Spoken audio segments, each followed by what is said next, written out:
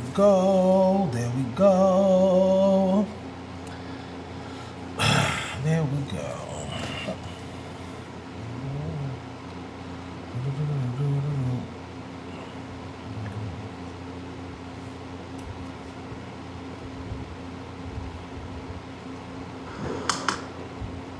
Okay. Test 1 2, test 1 2. How we doing? How we doing? What's going on? There's nobody has that doing today. Okay.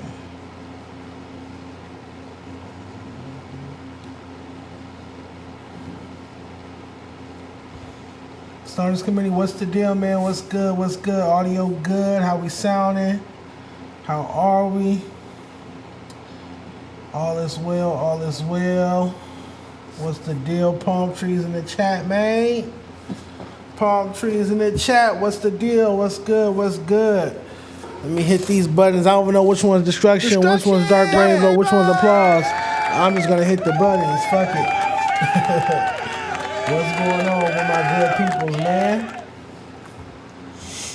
I am a bit tired. I have been ripping and running all day, but I am gonna try to knock out at least hour. Try to give y'all at least a good hour. At least. I'm hungry too. But all right, what's the deal?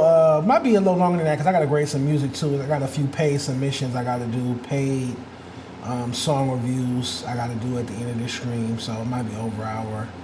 But all right. Let's start the show. While we let more people join the chat, make sure you hit that like button. You watching a Day in the Late podcast.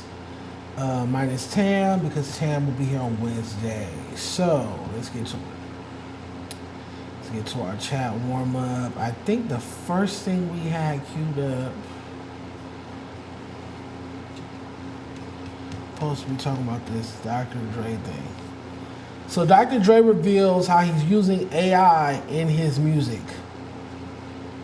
According to Complex, Dr. Dre is embracing AI as another tool in his creative process. In a new interview alongside his business partner Jimmy Iovine, the producer said he doesn't view AI as a threat, comparing the technology to the arrival of drum machines and synthesizers and calling it a new tool for creativity. Dre also revealed that he's already experimenting with AI in his own music, using it as a tool to see blah, blah, blah, blah, blah, because none of this matters because we'll never hear it. We all know Dre wastes his time making music that he locks in a vault, that he doesn't put out, i.e. Detox. That stoic, hideaway, castaway, recluse, Phantom of the Opera, mystery, I don't put out any music really like that. Attitude seeped into a lot of other West Coast artists, but fish rots from the head down. That pretty much started with him. It's sad because you see, like, for real, he put a hit record on Lil Baby with Dead Fresh, which was a banger and chart topping single. But Dr. Dre, what new West Coast artists are you putting out a hit record on this year or last year? You know what I'm saying? Like, what hit record are you putting out on a new West Coast rapper? Whereas, for real, a down south rapper just put out a hit record on Lil Baby. You get what I'm saying? So that just shows the cavalier differences, the polar differences between West Coast hip-hop and down south hip-hop. They keep shit going. We stay stale, stagnant, dusty, and redundant. But, so there's that. As far as Dr. Dre using AI, like the actual prompt, I guess, I mean, what's the difference between him using AI or having Battle Cat make his beats or Scott Storch make his beats or whatever ghost producer he had working in his camp to make his beats? Like, that's always been his thing, even if it was something as far as like relying on his younger brother to help produce the record and then not giving his younger brother Warren G credit. So it's like that was his original AI, was Scott Storch, Battle Cat, and all the people he had up under him. Now he has technology like AI at his whim. So there's that. Let me get my topics pulled up. Okay, let's check out what Ice-T got to say about N.W.A.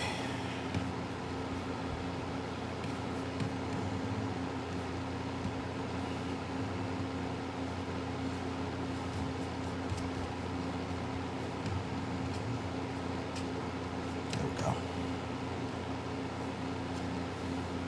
I was happy because I wanted some backup. I was by myself for 3 years. There was no West Coast real power. When they came out, I was like, yes, okay, now I got some niggas. We going. N.W.A was out on the road with me. Easy, DOC, Cube, everybody. We're close friends. I didn't know what they was getting ready to drop. That's when they had Dope Man, they had Gangsta, but they didn't drop Straight Outta Compton yet. Straight Outta Compton was Godzilla. Now, fuck the police. I did that because I used to come out on the stage before I would do 6 in the morning. I would say, my name is Ice-T. I got a rep like a killer. No one gets wilder. No one gets iller. I don't get high. I don't drink Miller. But if your bitch is empty, I'm sure I could fill her. Before I would do that, I say, the police said I cannot do this record. Fuck the police. And the audience would go, fuck the police. Fuck the police. Now, a month later, we're on tour, and Easy and them got a song called Fuck the Police. Ask Dr. Dre if that inspired them to do Fuck the Police. Damn, that's crazy. So I do know that Ice-T inspired Ice Cube with 6 in the morning. That inspired Cube to write Boys in the Hood, obviously for Eazy-E or whatnot.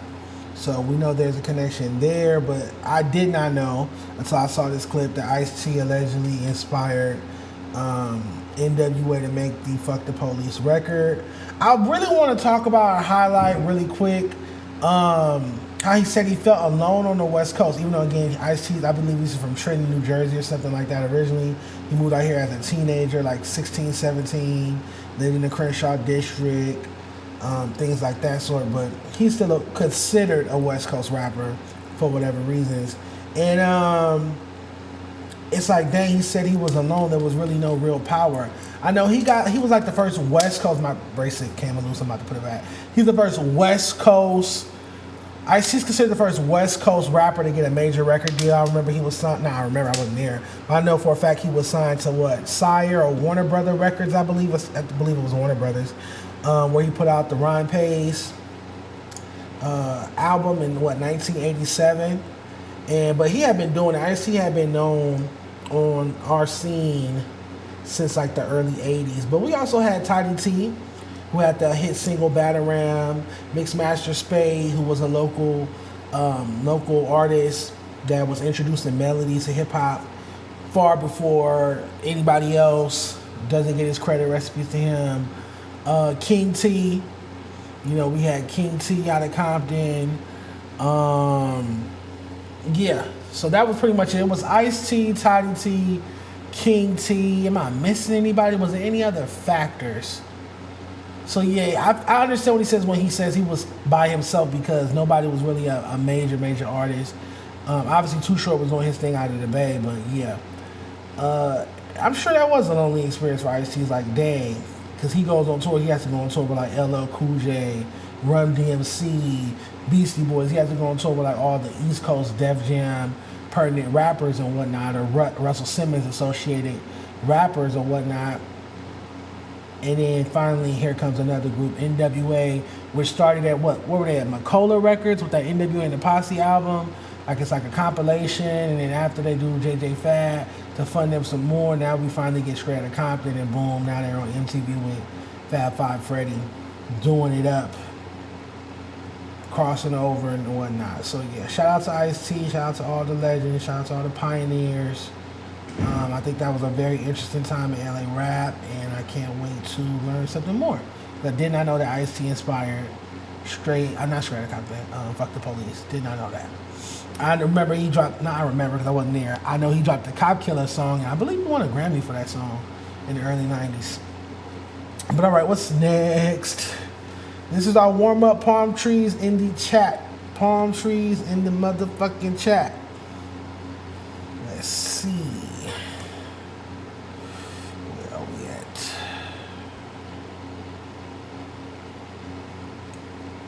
Where are my topics at? Oh, Nipsey, Hussle, and Bino, Rideaux first week sales. Okay, got you. All right, so the first week sales numbers are in for Nipsey Hussle and Bino Rideaux's prolific album. It sold 28,000 copies first week. Make some noise for them. Long live Nipsey Hussle, congratulations. The album debuted at number 21 on this week's Billboard 200. Now this might be unfamiliar for artists like flop artists like RJ, who has never charted on Billboard. But yes, sometimes artists put out projects, bodies of work, and they chart on Billboard. Their album actually hits the charts. But we're going to talk about that a little later. But yeah, this album, I underestimated this album. Remember I said like, oh, it's going to do about like 10, 15,000. So for it to do what, 28,000 first week, that's decent. You know, Victory Lap did what, 55,000 first week, which was modest. Some people would say it was underwhelming, given all the buzz that was around Nipsey and how long it took, the anticipation. I think they was expecting, I've heard from conversation with people, they were expecting more. They were expecting like closer to 80 to 100, but they pulled, I feel like Victory Lap didn't have that right bona fide lead single. I did not like last time that I checked. Never cared for that record like that. But back to Prolific.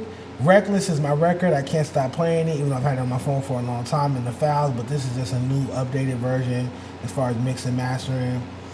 All Summer minus BH's verse, fire. It's really some joints on there. I'm really, really, really enjoying the album. It's actually my favorite thing to cut on right now. Just driving around the city to smoke my hookah. So congratulations to Black Sam, Bino, Rideaux, Nipsey Hussle family, and Estate. Please keep BH off your songs. But other than that, congratulations to them. And hopefully this inspires Bino to level up, because I feel like Bino has been very recluse, very to himself, very antisocial in recent years until we started seeing him outside promoting this album with Black Sam. So hopefully this restores his confidence now that he's a part of a Billboard charting album. Hopefully it like boosts his confidence, and he like, you know, cause I feel like Bino is definitely underappreciated, overlooked, but also like he does it to himself. Like he also doesn't apply that full pressure. I feel like he's holding back. So I definitely want to see Bino level up very, very soon. So shout out to him, and like I said, congratulations to Black Sam. What is next? What is next? For our warm-up, why aren't my notes staying up? Oh, Biggie's son. Christopher Wallace Jr. said that someone manipulated his grandmother Voletta Wallace's, rest in peace, will. Let's check this out. Hold on, what we have.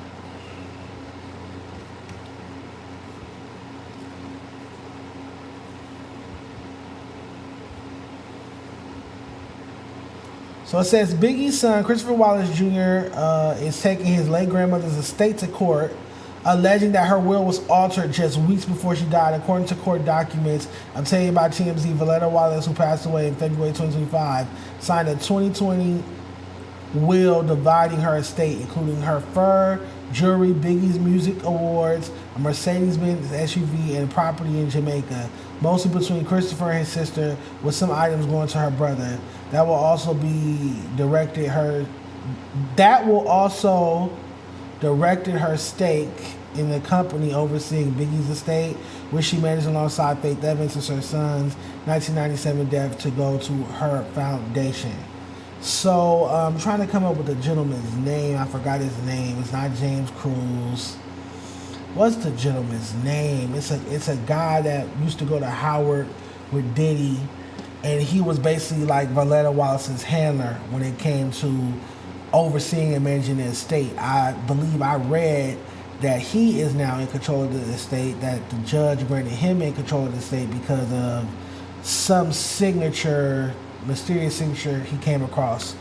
Allegedly Voletta Wallace, Biggie's mom, signed something instead of leaving it to her grandchildren, Christopher Wallace Jr. and Tiana's the eldest, instead of leaving her estate, monies, everything she's owed, control of Biggie's estate, to his children, she was to leave it to someone that used to manage Biggie, and that was Diddy's like play cousin / Howard University classmate.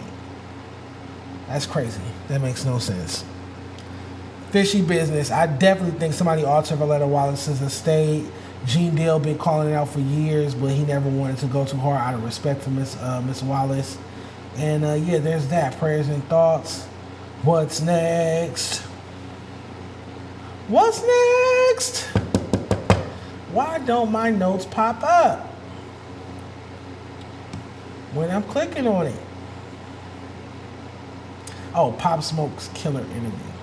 So Pop Smoke's killer did an interview explaining why exactly he's out of jail so early. Thought this was very, very, very tacky and coofless. But of course, this type of content reigns supreme on the internet. And this was going viral this week on Twitter as well, because a lot of people are calling out LA for killing PNB Rock, Pop Smoke, Biggie, all the different rappers that got robbed and harmed or killed when coming to LA. So, part of a big conversation. Let's check it out. Well, yeah, break that down a little bit more. Hold on, what about the laws and shit? Right, so, while I was in there, we was fighting, I was in juvenile halls, we was fighting life, we was fighting our fitness, decided if we go to juvenile, or if we stay in juvenile, or we go to adult court. Most people was losing their fitness and getting 300-something years for murder. And that was for the Pop Smoke case, right? Yeah. Okay. So I'm in there, I'm like, damn, like, I'm finna get life too. Like, this get a homie 45. Next thing you know, a DA started trying to run for office. He got in office, and then like Gaskin or something. Ooh, I hate that. No, Gaskin, no, he's straight. Oh, it was the underneath. Okay. He get in office, he switched the law to no person under 18 years old can get charged as adult, so only get juvenile life until he's 25. Once he did that, I got a call. I had a phone up in there. I got a call from my lawyer. My lawyer like, got a dinner table 3 years. I'm like, what? Next thing you know, everybody got a call. Juvenile life, 5 years. What? Next thing you know, we all out. The Pop Smoke case, right? How much time did everybody take, you think? You said you took 4, right? I took 3. The other homie took 4. The other homie took juvenile life. And the other homie took 27. Everybody took deals. Yeah, everybody took deals. Everybody took a deal. The other homie took the deal first for the 4. They gave me the 3 right after him. Then they gave the homie juvenile life right after him. that phone, man? Well, yeah, break that down a little bit more. Hold on, what about... All right. Disgusting. And I do understand that when you're a child, because I guess he was underage. How old was he when he... do we say allegedly murdered or do we say murdered? We say murdered. Pop Smoke, he was a teenager. And I do understand that the brain is not fully developed. I have heard that from psychologists and doctors and stuff, that especially the male brain, because women develop faster, but the male brain is not fully developed as a teenager, so you are going to make terrible mistakes as a teenager. I made some very terrible mistakes as a teenager, but I never once killed anyone. I think that especially in this situation, this isn't a situation where, like, you know, you get into it with someone at a party or an event or on your way home, and, you know, instead of just walking away, you end up getting into a fight or something, and then you end up killing them, X, Y, Z. It's like, this wasn't where there's any possibility of self-defense or reason for you to do this. You went out to this Airbnb and robbed and murdered this artist. It's disgusting, and I think he should have been tried as an adult, in my opinion, because you knew better. You knew better there. It's not like, again, it wasn't like you was in a situation where, like, critical thinking was required, and you really can't. You're not a critical thinker because you're a teenager. Like, you don't need critical thinking to say, hey, I'm not gonna go to this Airbnb and rob someone and kill them. That doesn't require critical thinking. Critical thinking is you're at a party with your friends, or you're walking home from school or something, and somebody's bothering you, and instead of just running away or XYZ or creating distance away from this person, you charge them and do XYZ. Now they're dead. Yeah, this is terrible. I was not privy. I did not know that the DA passed any bill or law, rather, whereas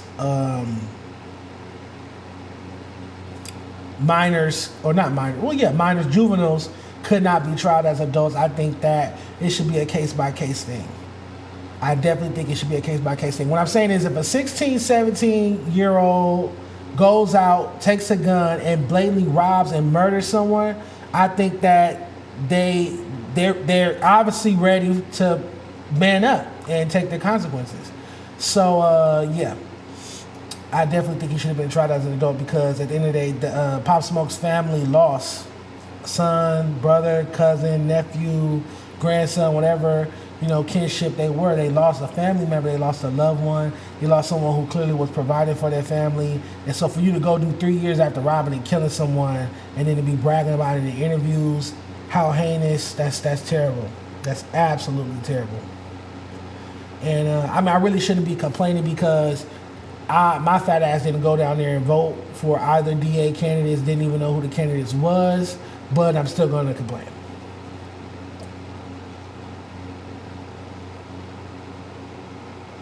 Shout out to Tam Burgers. Get your Tam shirts. Welcome to Tams.com. Tam will be here Wednesday at 6. I believe we have Lord have mercy.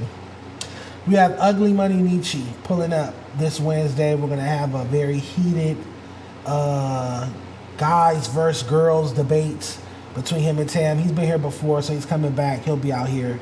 So this Wednesday, we'll definitely handle that. All right, let's see what else. Why do my notes disappear every time? Why can't my notes just stay on the screen over here in this little corner? Why do they keep going behind this window? I hate that.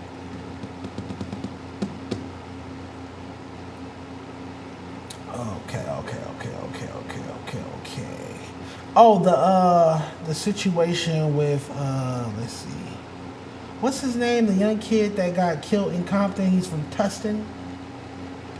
What's his name? It was like William something. Let's check it out.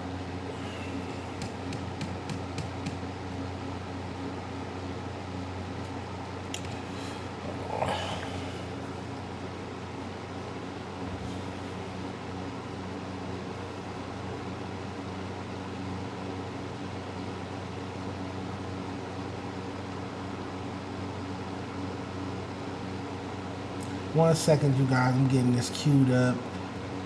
Oh, here it is. Beloved Tustin High School football star shot and killed. They don't have his name on this post? Oh, I did that. I did save that. One second, you guys. There we go. Let's just send it.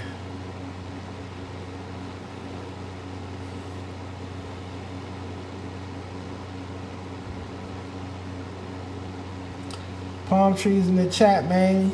This is our warm-up. We're on our warm-up. Smartino, what's the deal? Hit that like button. What's going on? Don't worry about nothing.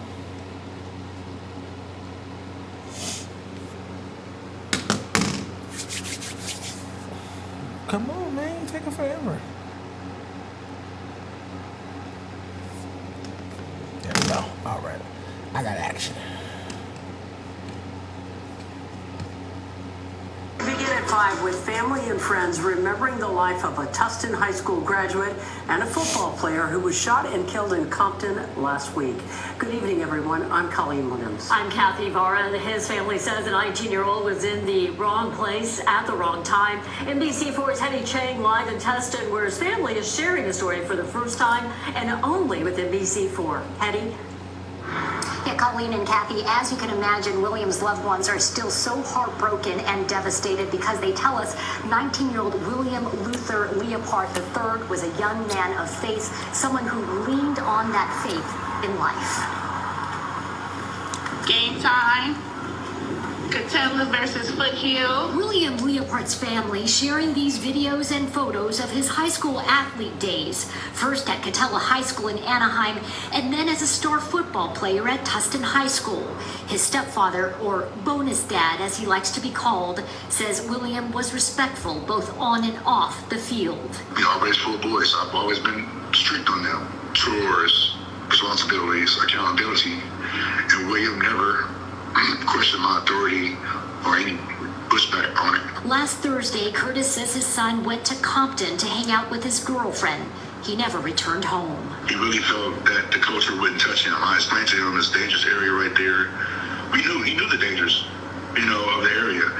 Begin at 5 with family and friends remembering the life of a Tustin. All right, well, first off, I want to say rest in peace to William. Prayers, thoughts, condolences to his family, his mother, his father, stepfather, whatnot. Hate to see it. Hate to see any young black youth or anyone get murdered, but especially young black youth. I grieve or feel, I feel for the father because, or bonus father, stepfather, whatever you want to go by, because he tried to tell his son not to go hang out in Compton. Because his son's obviously from Tustin, which we found that was in Orange County. I didn't know where that was. But, so it's like, you're not from that community. You might not be familiar with everything that goes on in that community. So, it'd probably be best for you not to go down there. But I guess he got a girlfriend. And it's like, bro, it's not worth it. That ended up costing him his life. Again, whoever murdered him is a piece of shit. Man, they murdered him. I saw the footage of the car. So the car got shot up and then it wrecked or whatnot. But still, like, him being in the vicinity in that neighborhood, cost him his life. And he was in that neighborhood for his girlfriend. Hindsight 2020, but I'm sure the family would wish that he had dated someone that lived in the nicer area of Tustin or Orange County. He most likely would have not been in this situation, ultimately cost him his life. Yeah, that's really, really, really sad news. And I hang out in Compton. I got family in Compton. My whole family's from Compton, so I hang out in Compton all the time. But, I grew up in the hood. From my understanding, this young man grew up in Orange County or grew up in a nice neighborhood. So, in a 2-parent household. So, yeah, there's that. Prayers and thoughts. We're going to circle back to that topic a little bit later when we do Tweet of the Week. You'll see how Tweet of the Week ties in with that. And we'll talk about that. But also, this story headline originally was posted by Say Cheese. They said he got murdered for wearing an Astros hat. And then a lot of rhetoric online was like, okay, what Hoover's, because the Astro hat is affiliated with the Hoovers, what Hoover's beef with people from Compton?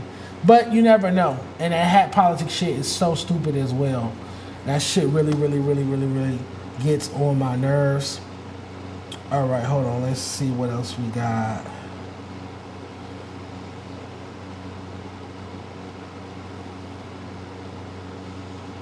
Let's see what else we got. Okay, we're going to react to Scotty. He has a viral clip going around talking about something very sophomoric. Nonetheless, it's viral. Scotty, from my former co-host on Fair to Say, has a clip going around about, listen to how integral this is to hip-hop journalism. The best Louisiana fried chicken in LA. Oh my God, groundbreaking content, groundbreaking journalism. I'm over here breaking stories about TDE, sexual assault lawsuits, and exposing Kendrick Lamar for only offering the GNX rappers $10K or royalties, and exposing how Snoop Dogg signed an East Coast rapper named Loki Shmula, but hasn't signed any West Coast LA rappers to Death Row, new ones, because he signed Corrupt's old drunk ass, but there's that. So I'm breaking these big hip-hop stories that's getting big coverage on other platforms. And Scotty has everyone talking about what's the best Louisiana fried chicken in high school. But he's in high school. The best Louisiana fried chicken in Los Angeles. But he is leveling up, because I remember when he first started popping with his suburban LA platform, like one of his first viral posts, but this is back when he used to claim and lie like he was from Inglewood, but he's not from Inglewood. I'm from Inglewood. He never went to any school in Inglewood. Scotty's first viral post was, it was a picture of the Fox Hills Mall. I'll never forget. It was like, if you never been here, you're not from LA. And I was like, oh my God, such original content. So you see, obviously hasn't leveled up too much. But let's check out the clip. What's the best Louisiana? That's not the best one, by the way. It's not the best one. I know the best one.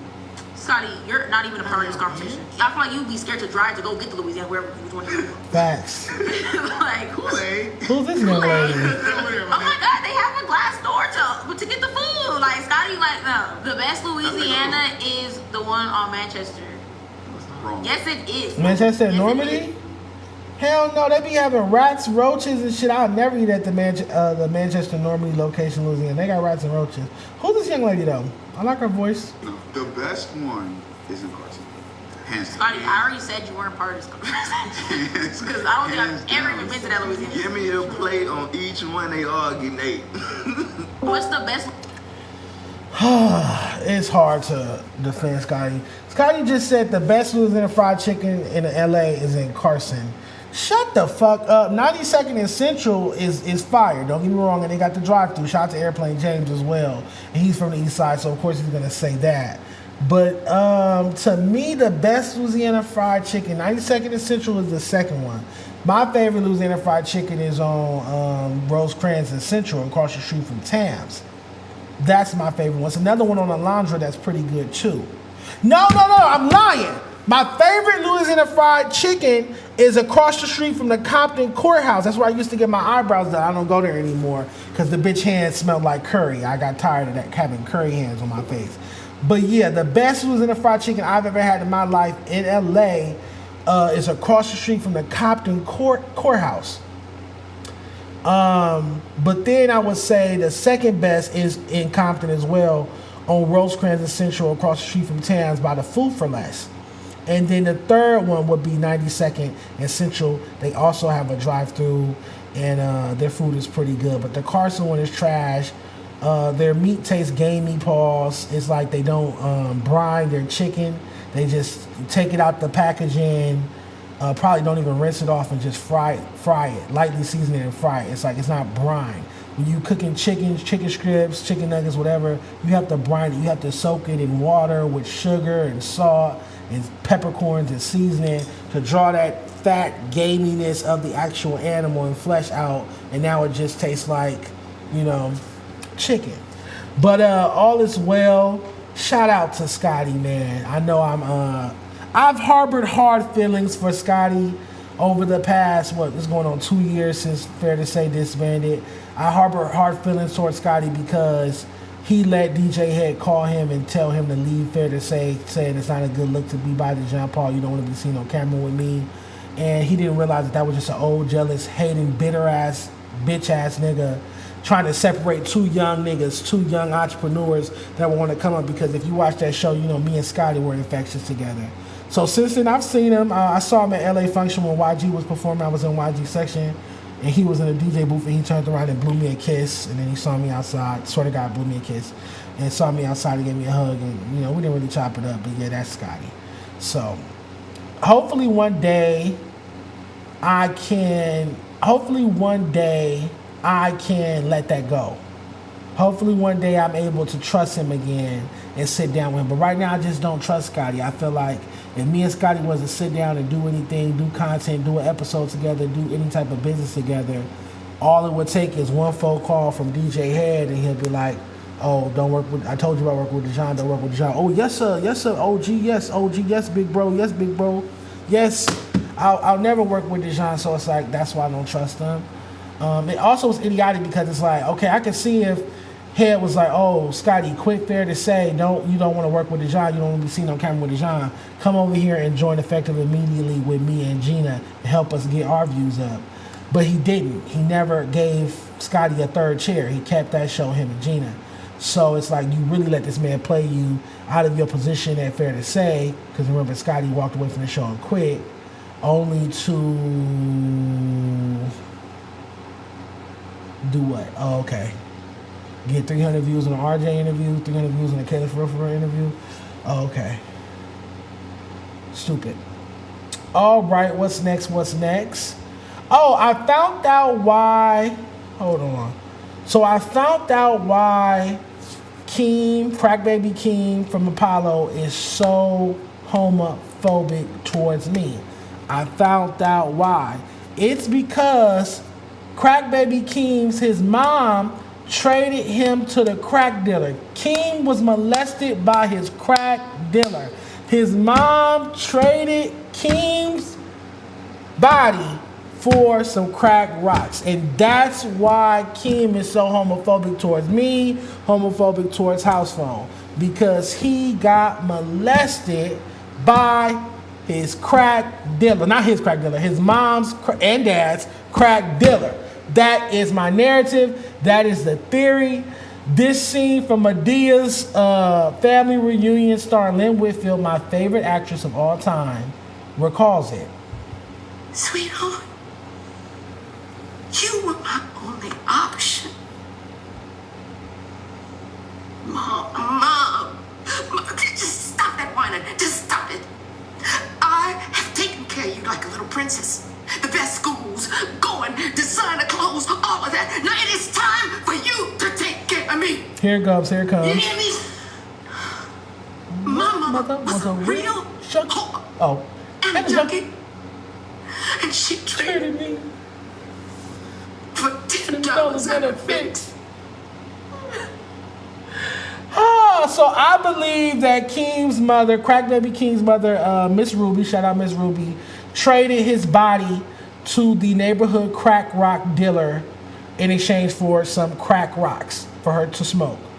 And I believe that because he got molested by that crack dealer, he resents all gay people, and except for Isaiah Rashad, somebody that the company he works for makes financial money from. So if you're not signed to TDE and you're gay, he has a problem with it, and he doesn't want you working in the West Coast hip-hop industry. He doesn't feel like you should be getting more opportunities than him. He wants you to go work at TSA like he used to and rub on nuts, grab nuts and search nuts and do cavity checks and whatnot, all the things he used to do as a TSA agent while Schoolboy Q was traveling the world and living as a multimillionaire. So yeah, there's that. That is going to conclude our warm-up. Dark Rainbow, Destruction, Dark Rainbow. Love it. Love it. All right, you watching the Day and Late podcast. Palm trees in the chat. Oh my God. This is my favorite part of the movie. Listen. I love Lynn Whitfield in that movie as Victoria Burrow. That was her character, Victoria Burrow. I loved her in that movie. Ever since I was a kid, I saw that movie. I love Lynn Whitfield and everything she's done. Greenleaf, she's on The Shy. I love her. That's my favorite actress. I don't care what nobody say. Scotty just posts other people's tweets. Would you do a video stream with Stet? If Stet was willing to have an honest conversation about all that happened, yes, because at the end of the day, I didn't fuck Stet's bitch. He didn't fuck my nigga. I don't owe Stet one red penny. He don't owe me one red penny. I think the issue between Stet and I is that, and I believe it's, again, going on 2 years, I feel like the truth. He won't tell the truth. All he has to do is admit that he cried. I've already sat here and said that I shouldn't have exposed him for crying. I exposed him for crying because I felt like he didn't have my back when Apollo was making all those gay jokes about me. And I felt like since we were so cool, I thought we was cool, and you my co-host, and you the A-Mic on the show, and this other show is over here throwing shots at your newest co-host that's doing a good job, showing up 3 times a week, never late, bringing good content to the show. The least you can do is be like, hey, y'all, stop making fun of my co-host for being gay. He gay, we deal with it, y'all deal with it. He ain't even over there. He over here with us. Why you care about him being gay? I didn't get that type of support from him. Illa, TF, dick fucking ass, or Scotty. So I felt like that's why I didn't feel like I had to hide the secret of Stet crying over the chair when Pun and Smack said he couldn't sit there. But in hindsight, for the sake of the show, I could have just kept that to myself. Or that day when Pun and Smack said, hey, tell Stet he's not sitting in that chair. Illa, you sit in that chair. Me and Illa could have united and said, no, we're not going to do that. That's where Stet sits. He's the A-Mic. We're going to let him sit where he wants to sit, or we're not going to film. But, you know, hindsight 2020. So to answer your question, sorry for being long-winded. To answer your question, Yes, if we can have an honest conversation and Stet will admit to crying over the chair, which he did, which Illa said that he did. She told Pun on camera that he did it. Six admitted that he did it on Shame on You. Six also talked about it on his kick stream. So other people in the room admitted or already confirmed that Stet cried. Yet to this day, Stet is still saying that I just made up a random lie about him crying over a chair, which makes no sense. But to each his own.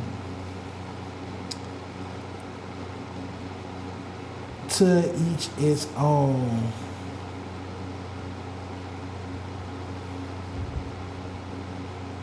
Are we lagging? Palm trees in the chat. If we're not lagging, palm trees in the chat. If our audio is good, or are we lagging? Because I'm ready to start the show. It's time to start the show. Once I see some palm trees in the chat, we're gonna start the show. Y'all know what we're here to talk about, man. We got some topics. I think it's time for a crash out. Oh no, real quick before I crash out, let me raffle off a shirt. So what we're gonna do is we're gonna raffle off an N.W.A collab tee with Shockaware. Shout out to Shockaware. $5 or more super chat. You're gonna put one or two things. You're gonna either put a RJMRLA song or album that has charted on Billboard, or you're gonna put a theater or stadium or arena show past Arizona that RJMRLA has performed at.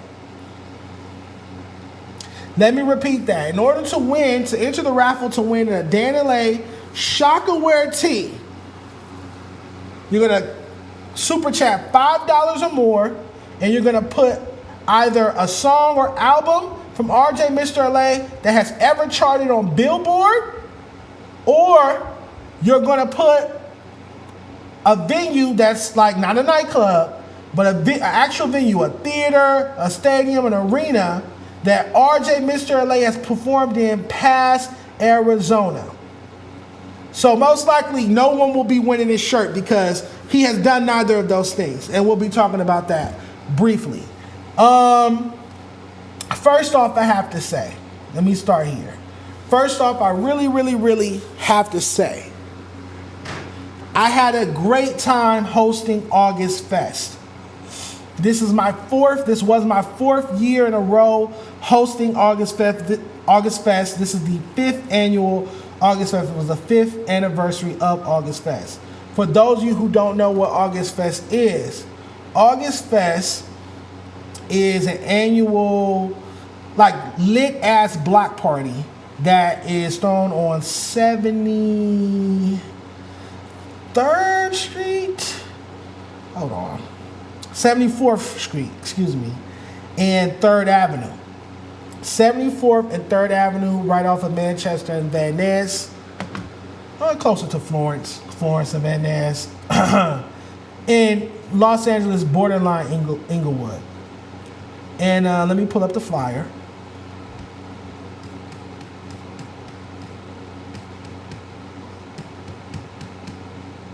Oh shoot, hold on. Let me pull up the flyer.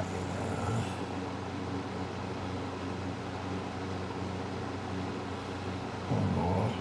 It's organized by R&B singer / entrepreneur named Sean August, his sister, his entire team. Shout out to Ray. Shout out to his sis. Shout out to everybody who was involved. I connected them with King Palm. Got King Palm to become an official sponsor of the event as well. Raising Cane's was a sponsor of the event. Millennium Shoes, Tilt Shoes, Oh My Burger, all these great brands. The Now Bar in Inglewood was a sponsor. All these great brands popped out and became involved with the event this year because it was the 5th anniversary. I was the host again, 4th year in a row hosting. So the lineup was Joe Moses, RJ, Chef Boy, Compton AV, KC Veggies, Eastside K-Boy, bunch of different LA artists, and a few like international acts and stuff like that. Afrobeats, gospel artists. Earlier in the day, they had a gospel hour. I hosted from I also co-hosted with Miss Corrine from 93.5 K-Day. Shout out to Miss Kareem. She's holding it down for the sisters, black woman on LA radio. It's rare that you find one, so she's holding it down. Shout out to my sis. She was my co-host. She's been my co-host for the past 4 years as well. We always do it together. So I hosted, I'm going to say from around 6 to the end of the event. The event ended close to 12. And it was no violence at all. And I look forward to doing it next year. It's actually my favorite event of the year. I tell people that all the time. August Fest is just a certain vibe, but it's like, you know, they take over one block. They take over the homies block. That's, you know, and they build a big stage or a sizable stage. Food vendors in the back, hookah bars, and all the way in the back they got like a kids corner, jumpers and stuff for the kids. All ages event. People fill in the middle. That's the audience. Couple sections, VIP sections, you know, just some fly, cool summer shit. Shout out to Sean August for doing this shit. Let me applause him, give him his flowers, man. So you asked me to host again, 4th year in a row. I go up there, I'm hosting, I'm introducing artists. Bell was there. Shout out to Bell. I introduced him. He got a great performance. I remember last year the DJ fucked up Bell's set so bad and I felt so embarrassed for him. He kept saying, damn, that's how y'all gonna do me? That's how y'all gonna do me? And we needed, not because I didn't do it, but the DJ needed time. So I'm like, cut on that Mark Nasty record. And Mark Nasty was there, and I just pulled Mark Nasty on the stage, and that's when Mark Nasty performed. Had the crowd going lit to the point where he did the record twice, but he really was just buying the DJ time to get Bell's music re-uploaded or whatnot. But this year, Bell's performance went off seamlessly. As a man, shout out to Bell. So fast forward to RJ gets there. I see him standing at the side of the stage. There was a stage manager, the older woman who was standing in front of me on the stage. That's the stage manager. Basically, she would come over to me after every performance and tell me who's next. Like who's the next artist, because it really wasn't going off what was on the flyer because it depended on the proximity of the artist, XYZ. The lineup on paper and the lineup of what actually happened was different. But she would come over and say, okay, next up is this person, next up is this person. So she came up to me, she's like, RJ wants to go next. Cool. Me and Corey announced, coming to the stage, make some noise. I'm your 1, I'm your 2, I'm your 3. Make some noise for RJ, Mr. LA. Woo, woo. He comes on stage. He's performing. He performs his first song. After every song he performed, this man casually addresses me. He's not saying Dejon. He's not looking me right in my eye. He's not approaching me. He's not within any 3, 4, 5, 6, 7, 8, 9, 10 feet of me. I don't understand where this whole press narrative is coming from. To me, press me, you call me a bitch. You get loud all in my face. You threatening me. You coming within my physical space. You making me feel physically threatened. To me, that's press. If you're going to stand all the way on the other side of the stage like a diva and whoop-de-doo and cry and bitch and moan about my report card, that's not pressing. That's you throwing a hissy fit. That's you throwing a temper tantrum. That's not you pressing me. I'm not physically threatened by that. You're too far from me. How are you pressing me from across the stage? If you want to press me, come get in my face. Walk up to me and get in my face. I should feel your breath. You can't press me from across the stage. If you're going to press me, I should feel your breath on my face. But that's just me. I'm going to play the video. You guys can have whatever narrative you have. You guys say press. I say it's him bitching and moaning and crying about his career not going where it's supposed to be. It's him being jealous of YG having way more success and selling 26 million records in his career, and then he's only sold 1 million. But let's check it out.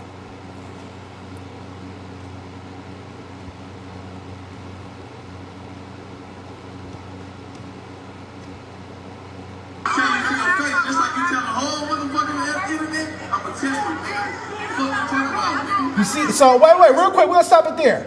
How is he pressing me if I'm walking towards him and he's walking away? Let's just stop it there. I'm gonna play the video again. How is RJ pressing me if I'm walking towards him and his light-skinned ass turns around and walks the fuck away? How am I being pressed by someone I'm walking towards and they're walking away as if they're running away from me? Make it make sense. We're gonna start the video over again.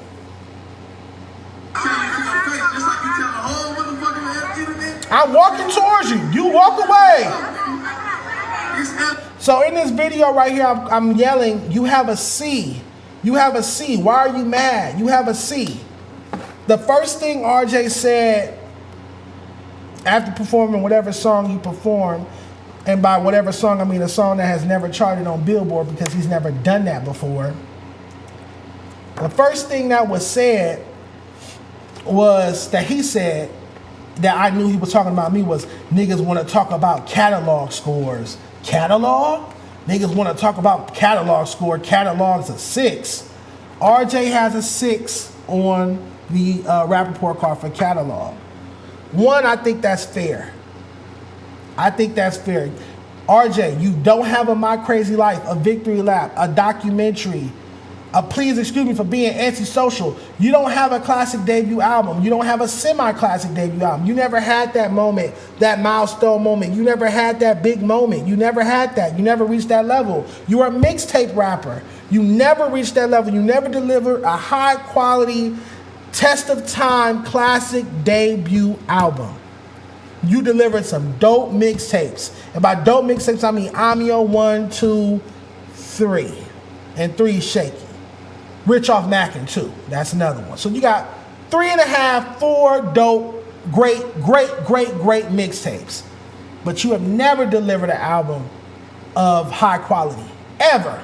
To this day, you've never delivered an album of high quality. Of the finest quality. You don't have a classic album. You have classic mixtapes, but you don't have a classic album. You didn't have a classic debut album. Nipsey dropped Crenshaw, Mailbox Money, Sauce and Boy 2, The Marathon, TMC, all before he dropped Victory Lap. Just like YG dropped Just Read Up 1, Just Read Up 2, 400 Degrees, The Real Four Fingers, then dropped My Crazy Life. You stayed in the mixtape Dat Piff game. You never leveled up to, oh, my album just debuted at number 10 or 20 on the Billboard 200 charts. I just sold 50 or 60 or 100,000 copies first weeks. You never reached that level. So why would you have more? Why would you have like a 8, 9, or 10 in catalog? And shouldn't I be taking points off for the weak shit you dropping? No, ain't nobody listening to Mr. LA 2. We didn't like Mr. LA 1. We're going to talk about that in a minute. We didn't really give a fuck about Mr. LA 1. At that point, Draco had already ended your career. RJ's career ended with Draco. When Draco said he got RJ tied up in the trunk, it was over. RJ never dropped another hit. Am I lying? Am I lying? Am I lying? Just let me know. Just let me know. But all right, let's keep watching the video. That's what we do. We talk real shit. And I'm a platinum artist, so I can talk that shit, nigga. Delusions of grandeur. Delusions of grandeur. RJ wants us to salute him. Because I see a lot of his fans tag me, oh, why you didn't post about Hoes Come Easy going platinum? Why the fuck would I post about an 11-year-old song going platinum? Whoop-de-doo. Whoop-de-fucking-doo, bitch. Who gives a fuck about an 11-year-old song going platinum, nigga? Little Baby Dead Fresh not gonna take 11 years to go platinum. When Skilla Baby dropped Gorgeous, it didn't take 11 years to go platinum. Boss Man D-Lo record don't take 11 years to go platinum. Rod Wave drop record don't take 11 years. Young Boy drop a record don't take 11 years. But we gotta put our handicapped, special ed as LA rappers on crutches and babysit them and hand them participation trophies. Nigga, it took you 11 years to get your first platinum plaque. It took you 11 years to have a platinum record.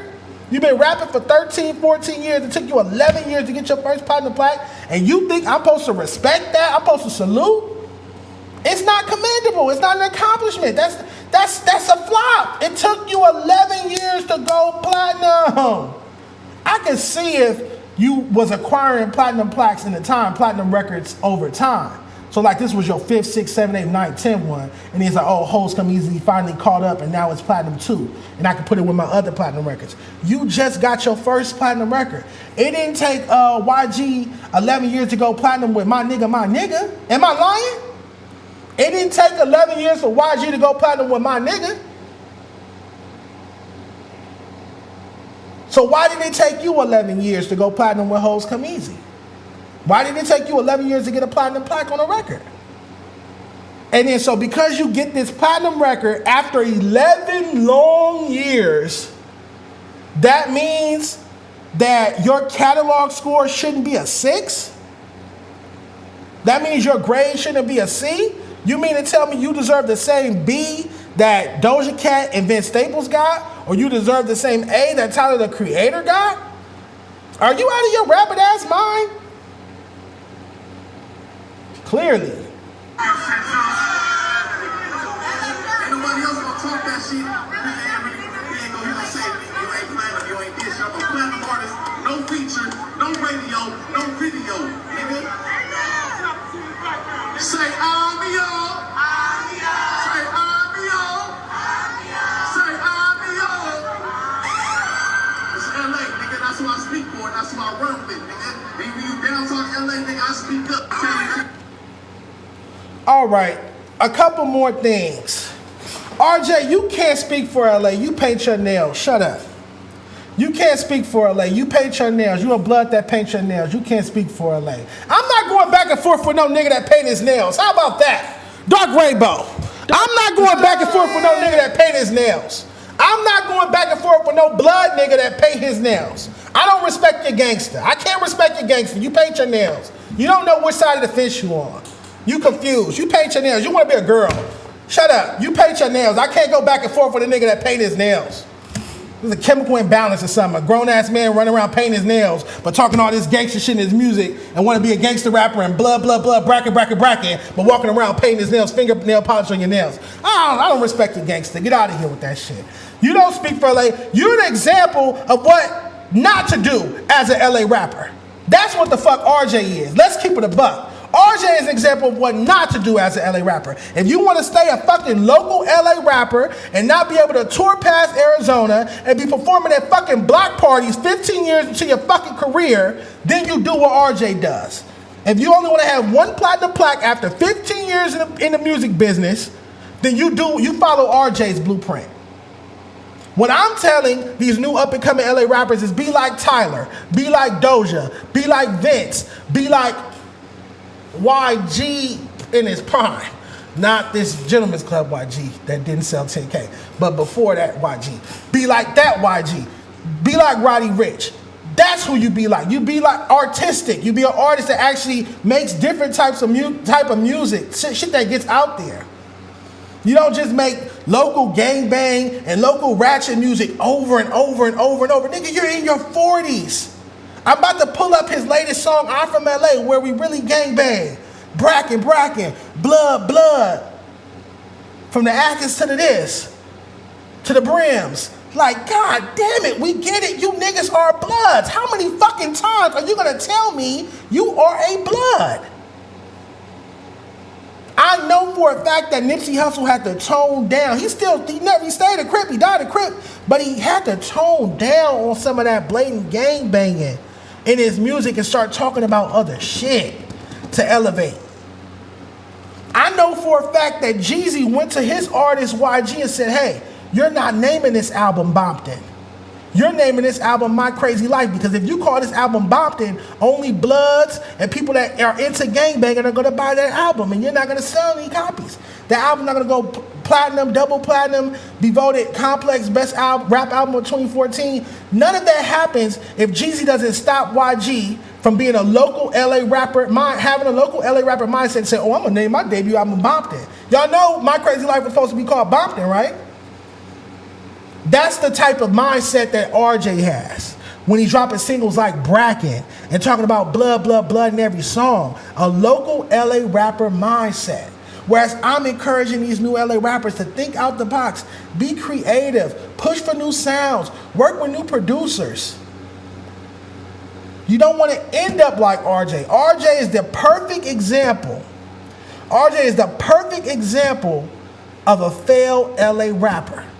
That it's going to always be a local LA rapper because he can't get out of his own way. He doesn't want to work with new producers, try new sounds, leave behind the big, bad, tough gangbanger image, even though the fingernail polish doesn't match that image, but whatever. he doesn't know. He doesn't know how, or he's not willing to. One or the other. And that's always pigeonhole him. And the thing is, I've had these conversations with him several times in person, on the phone. And I'm going to pull up some recordings of me and RJ on a rooftop where I explained to him, it was just me and him at some table on a rooftop in downtown LA. He told me to pull up one morning. It was just me and him. We sat on a rooftop and we just talked for a long time. I brought the report card and I sat there and I explained to him why he had a 6-inch catalog. And since we had that meeting, I want to know, what hit record have you dropped since then? What hit record have you dropped since then? Whereas that 6 score that I explained that you had in catalog would grow or raise or increase. You haven't dropped anything. If anything, I should take a point off for all the bullshit you put out since that meeting you and I had. I also didn't like that RJ was lying on me. I felt like RJ lied on me while he was up there. Well, one, before we get to that, I don't understand why he was even addressing me in the first place. You got paid to come there and perform. I felt like he was being a professional. A lot of people are saying like, oh, you should have went off, you should have did this, you should have did that. I wasn't going to start nothing at my homie Sean August event. 2 is children here. The gentlemen I was with were armed. The gentlemen I was with were strapped. If anything went left, and they're not like fight type niggas, they're not like fade type niggas. If anything went left, if somebody pinched my shirt, it would have went up. And I'll leave it at that. Because the people I was with, I wasn't there by myself, mind you. I had people standing on the side of the stage. The people I was with wasn't on no, oh, let's run fades type shit, and we'll leave it at that. But I felt like RJ was being unprofessional because it's like, you got paid to perform. They want to hear these songs, these old ass songs you performing, because you're not performing nothing new because you don't have nothing new to perform. He didn't perform anything new. Show me one clip. Somebody show me one clip of RJ performing a new song at August Fest. If he knew, he's not that stupid. If he performed a new song of his, one of them trash ass new records of his at August Fest, the crowd would have went dead. They wanted to hear shit. He was performing songs from 10 years ago. All the songs he performed are from 10 years ago, from before Draco killed his career. Everything is pre-flex. After Draco dropped that flex freestyle, RJ's career was done. Once Draco said he got RJ tied up in the truck, RJ's career was done.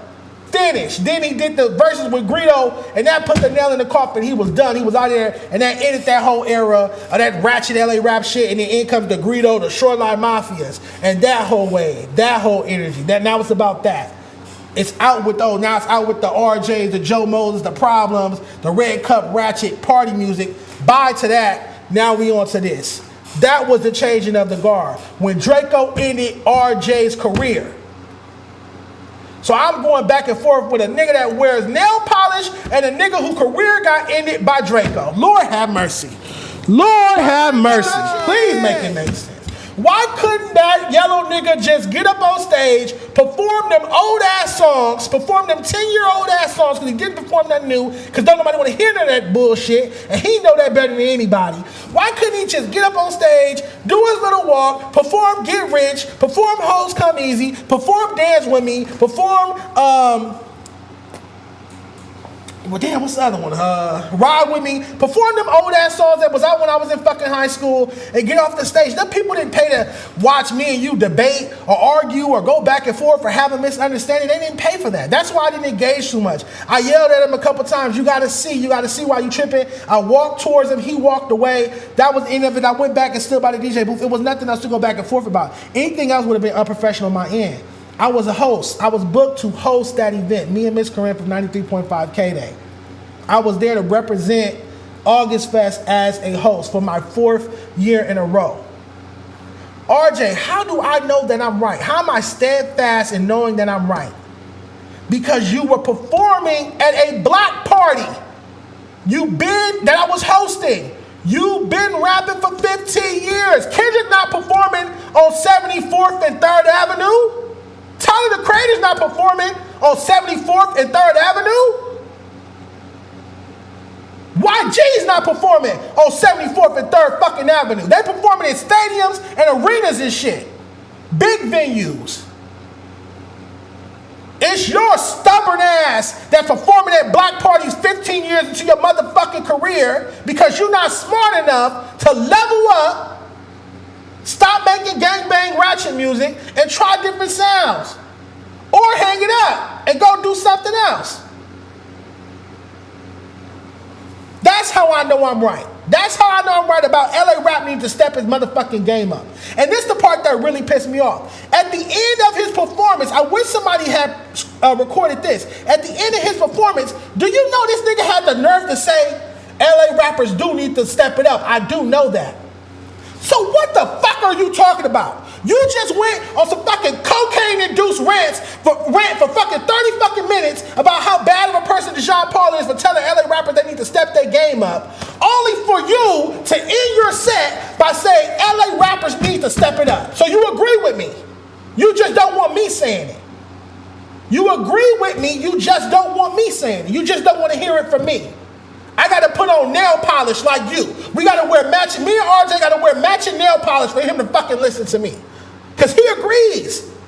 I was baffled. After all this, why don't you guys like me? Why you don't like me? Why you don't, that's all I heard. That's all I heard what RJ was talking was, why you don't like me, Dejon? Why you don't love my music? Why you didn't give me an A? Why you don't say I'm the best? That's all I heard. That's all I heard was a grown-ass 40-something-year-old man on my nuts, on my dick. That's all I heard for 30 minutes while RJ was performing. He would perform a song, stop, tell the DJ to stop, and then get on my dick. Be on my dick. Be on my nutsack. That's all he was doing. I don't know what this press shit is coming from. Oh, he pressed you, he marked you out. I walked towards that nigga, and he walked the other motherfucking way. How the fuck did he press me? How you press somebody with your back turned toward them?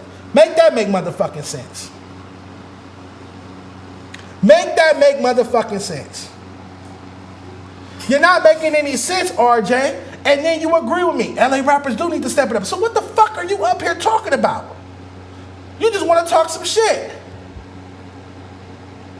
Just stupid. I have a few points of contention.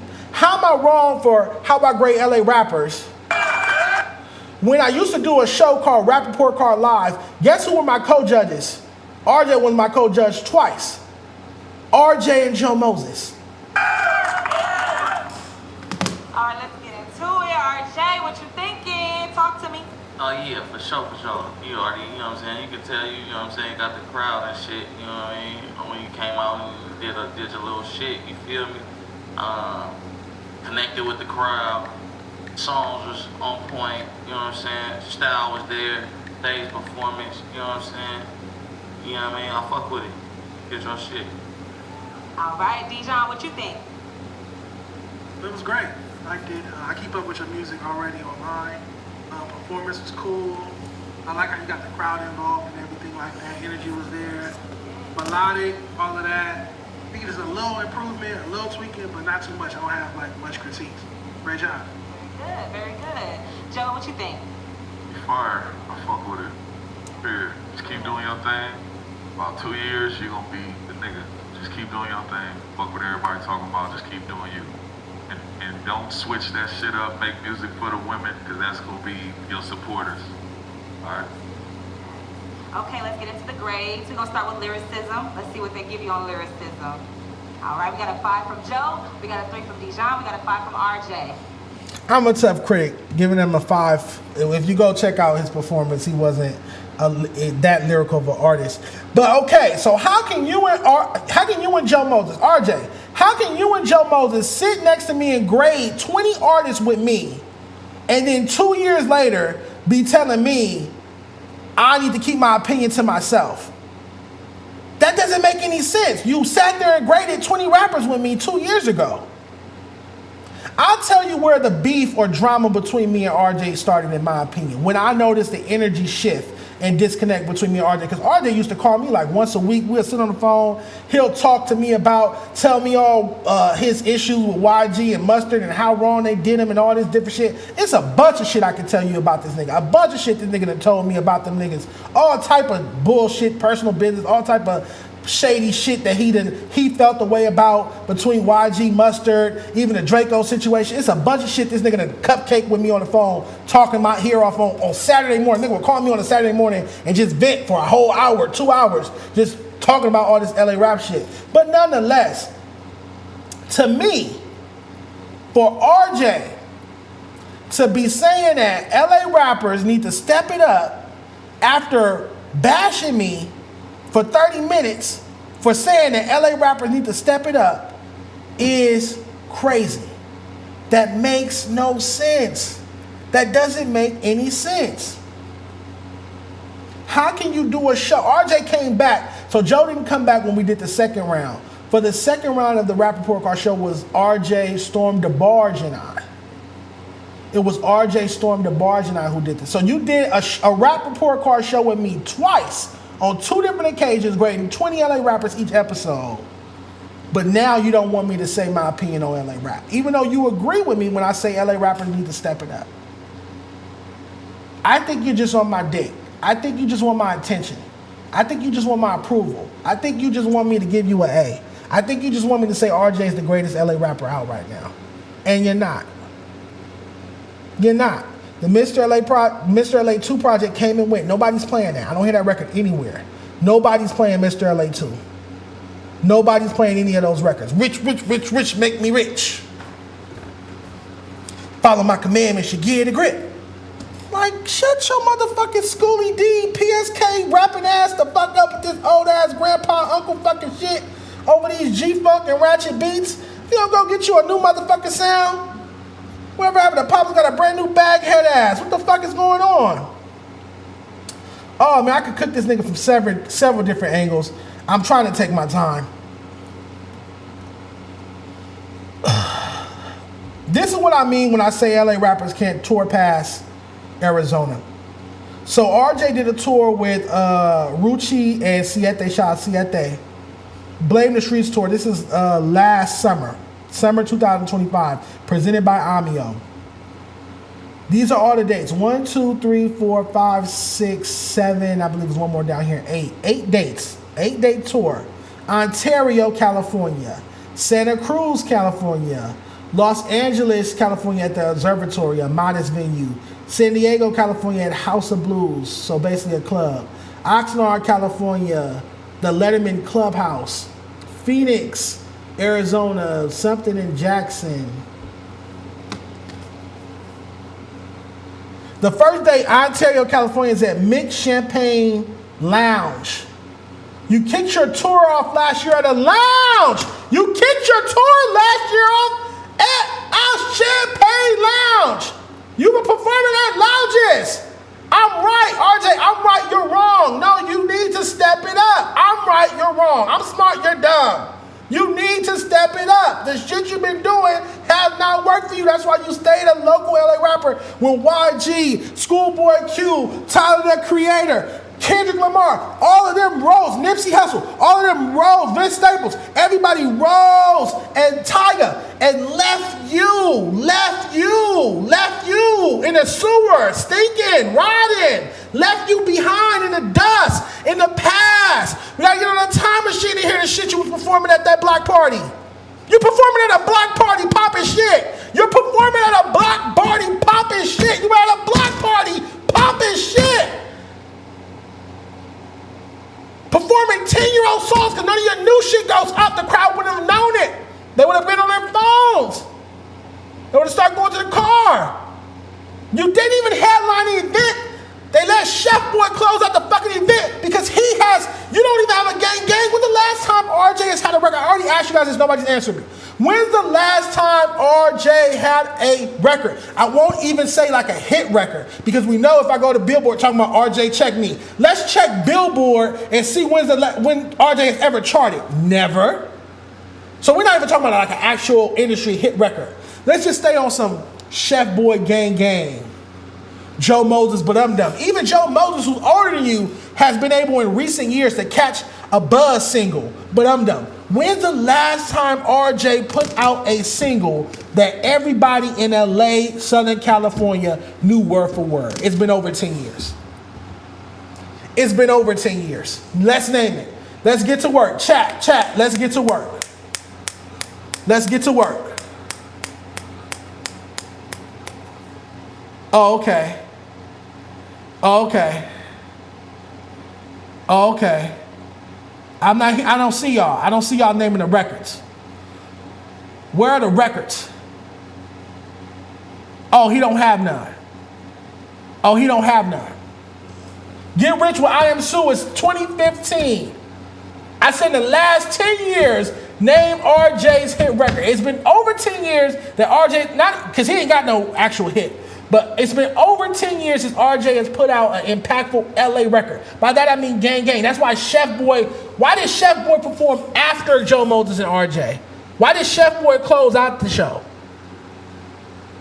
Because he got Gang Gang. He got a bigger record than them. Compton AV performed after RJ because he got Yaya, a bigger record. You get what I'm saying? When the last time RJ had a Yaya, a Soak City? No, Soak City really charted. Yaya really charted. When's the last time RJ had a local, like The Way You Move?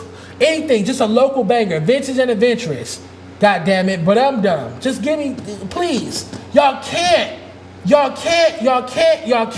And that's how I know I'm right. When I say LA rap is trash, when I say LA rap is dead, I'm right. I mean that shit. I stand behind it. I guarantee it. It's dead. I'm not saying they can't ever come back. But if y'all keep making TikTok gangbanger, TikTok ratchet music, it's never going to come back. And that's that. It's never going to come back. And that's that. But listen to RJ. I want y'all, new LA rappers, don't listen to me. I don't know shit. Go listen to RJ. Do what RJ says you should do. Rap over dusty ass, ratchet 2009, 2010, 2011, 2012, 2013 beats about being a blood and go nowhere. Let's pull up these tour dates one more time. So last year, these are his only 8 tour dates on the Blame the Streets tour. Ontario, California at the Mix Champagne Lounge. He kicked off the show October 16th. Then a Santa Cruz Day, Los Angeles, California, San Diego, Oxnard, Phoenix, Arizona. So you've been rapping for 15 years and you do a tour and none of them motherfuckers is past Arizona, or none of them motherfuckers can get you to even to Texas. You can't even get Texas, New Orleans, nothing. You got nothing in the South. You don't have nothing in the Midwest. You don't have nothing in New York, East Coast, Baltimore, Philly, DC, nothing. Nothing, because they don't know you out there. How do I know that? Like I was saying, the beef between RJ and I, where I felt the energy shift between RJ and I, is when I got selected to be a part of Complex Best 50 LA Rappers of All Time list, and RJ ultimately wasn't on there. I pleaded with the music editors at Complex. I said, we cannot put out this list without RJ. He's somewhere in the top 50. We got Blueface at 50. We got OGZ at 47. We got G Perico in here, but not RJ. I'm fighting for him. I'm arguing with the people that signed my check. I got paid to do that. That signed my check. Like, I have to put RJ on here. Please let me put RJ on here. I won't put him high. I'll put him somewhere in the 40s. They said, I swear to God on everything I love, the music editors at Complex said, we don't know who he is. Who is that? We've never heard of him. They don't know who RJ is in New York. They don't know who RJ is on the East Coast. The only person I've ever seen speak about RJ is, what's his name? Ice from Joe Budden podcast. But he's a West Coast hip hop fanatic. He'd be wearing Marathon every episode of Joe Budden, da-da-da-da-da. Outside of Ice randomly mentioning him on the Joe Budden podcast, you never heard RJ come up in these markets. And that's why when he does his tour, Blame the Streets tour, it's all California, Arizona, can't make it past Arizona. He's performing at lounges. So I don't understand how someone who was performing at a block party was popping big shit to me. After being 15 years, you've been rapping for 15 years and you performing at a block party and you want to pop it to me and I gave you a C. Mind you, this really finna fuck y'all up. This really finna fuck him up. Mustard hit me up. Destruction. Mustard hit me up and said I be showing RJ favoritism. Mustard thought me and RJ was friends. He thought I was so friendly with RJ that I've been giving RJ good grades and favoritism. which would imply he thinks that RJ isn't all that shit. He isn't hot shit anymore. I'm going to play that. Yes, I'm going to play that. Listen, once again, Mustard hit me up and said, I show RJ favoritism. Yet RJ's on stage at a block party spazzing on me for giving him a C. Yet these motherfuckers that feel like I'm showing you love. I'm out here helping you. And you try to shit on me at a block party. I'm going to just play the voice message from Mustard. Shout out to Mustard. Oh, man. Put myself on. This is crazy. Dark Rainbow's in the chat, man. I'm full Dark Rainbow mode. There's so much more to this crash out. You might need a part 2 with Tam. Oh, I said this later. I said it late. I don't know that it wouldn't have worked. I'm just saying, you know, you hold or you play a little favoritism with RJ because you guys are friends. And I don't know that it wouldn't have worked. Listen. I'm just saying, you know, you hold or you play a little favoritism with RJ because you guys are friends. And I'm going to play it one more time. Listen closely. I'm trying to cover up the rest of my message. This is the voice message that Mustard sent me. Listen closely. I don't know that it wouldn't have worked. I'm just saying, you know, you hold or you play a little favoritism with RJ because you guys are friends. And I don't know. So with Mustard, the nigga that signed you, the nigga that put you on, produced your first mixtapes, hosted your first mixtapes. The only reason we know you is because of Mustard. Been from the gang, being on Catch-Up mixtape, 2013. I was still in high school. If the nigga who put you on is in my motherfucking DMs saying I'm showing you extra love because we friends and I'm showing you favoritism, why the fuck are you out on stage at a block party trying to disrespect me or down talk me for having an opinion? When the nigga who put you on don't think you shit no more. That's why at the pop out you had to perform with another DJ. Destruction. You couldn't come out on Mustard's set. He wouldn't have you. He don't want shit to do with you. He washes his hands with you. Let's talk about it. Let's talk about it, nigga. Because you know I know why. You told me. You called my phone crying about it for a fucking hour. Telling me all your fucking business. I know why you and Mustard fell out. That'll be another fucking episode. Keep fucking with me. But nonetheless, why you didn't perform with Mustard at the pop-out? YG and Tiger performed. He produced more songs for you than he did for Tiger.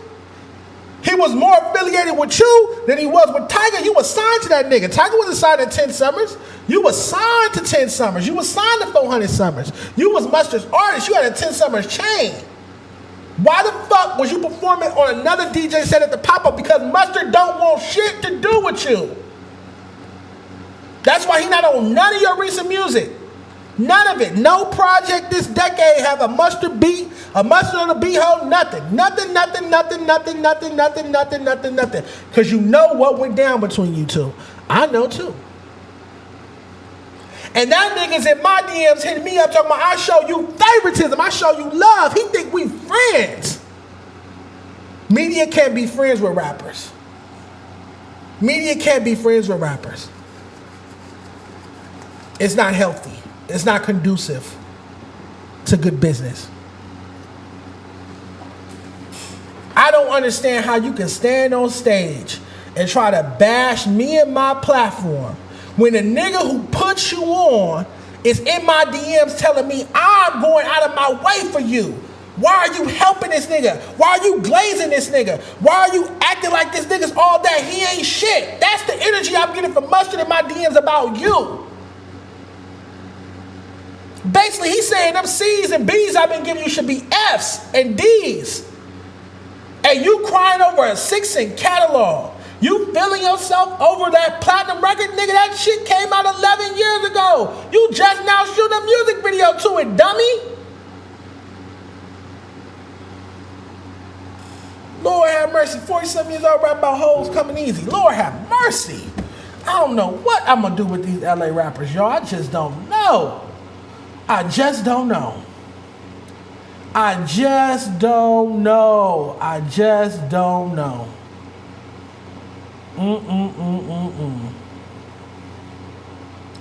This too much. This too much. Palm trees in the chat, man. Dark rainbow. Lord have mercy. Lord have mercy. Now, I'm not going to do much like that and play any more of our conversation. We talked about a lot. I'm not going to do them like that. I just wanted y'all to hear Mustard say, and I can play it again if you need to. Mustard say, you be showing RJ a lot of favoritism. Is it because y'all are friends? Or something, whatever he said like that. I be showing RJ favoritism. Another point I wanted to make, and I have quite a few. Excuse me for being long-winded on this matter. Another point I wanted to make about RJ. You lied on me on that stage. And I hate a liar, or I dislike a liar. You lied on me on that stage, RJ. And that's why I'm going so hard on you, because I don't like liars. You didn't have to lie on me. You could have kept it a buck. Tell the truth. You said all I do is bash LA rappers. I don't support them.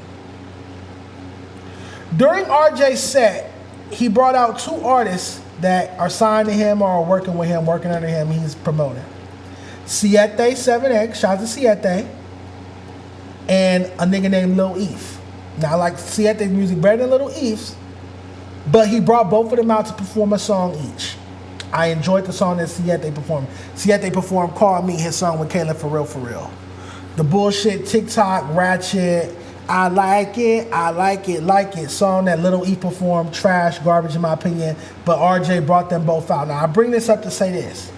RJ stood on that stage. This is how scandalous, delusional, and much of a liar and manipulator this nigga is, which is why I see why YG and Mustard don't fuck with you no more. I learned my lesson now.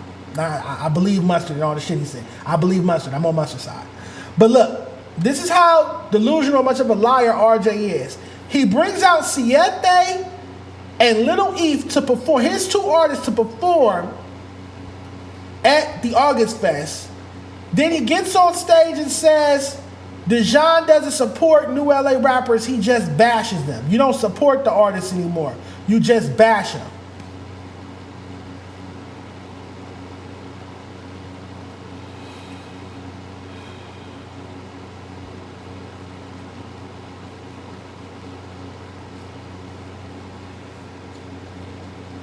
But I put both your artists on the LA freshman cover. That's Stet, 2022 LA freshman cover, presented by Pro Club. We shot this at the Pro Club headquarters. Zol, Sama, HBK, Jachi, P1, Stet, smack in the middle, 500 racks. Stet, smack in the middle. Your artist on my magazine cover. Hold on, I'm not done. 2024 LA freshman cover, also presented by Pro Club. Lil Eve. Right there, your artist. So both of the artists you brought out as special guests, both of the artists that are working under you, signing you in some capacity, that you brought out to perform during your set, have been on the cover of my magazine, my LA freshman cover, but I don't support new LA rappers. You lied on me on that stage. That's probably the most disturbing and hurtful part of all of it. I don't like to be lied on. You stood on stage and said, I don't support new LA rappers. Like, I'm not about to shoot my 7th annual LA freshman cover, and the two artists you brought out have been on previous covers. Did you come to the photo shoot with them? No. Did you repost the cover? No. Did you leave a fire emoji in the comments, a palm tree in the comments? No. You ignored it and act like it didn't happen, but it did happen. So how can you say I don't support new LA rappers when I platformed and promoted the two artists you brought on stage with you? You're a liar, and the truth ain't in you. You ought to be ashamed of yourself. That was a blatant lie. I post new LA rappers all the fucking time. I do lunch table meetings with the LA rappers. Pick which table you're going to be at. No opinion involved. Just pick which table you're going to be at based on what song you like or what artist you like. All the time. You don't say shit.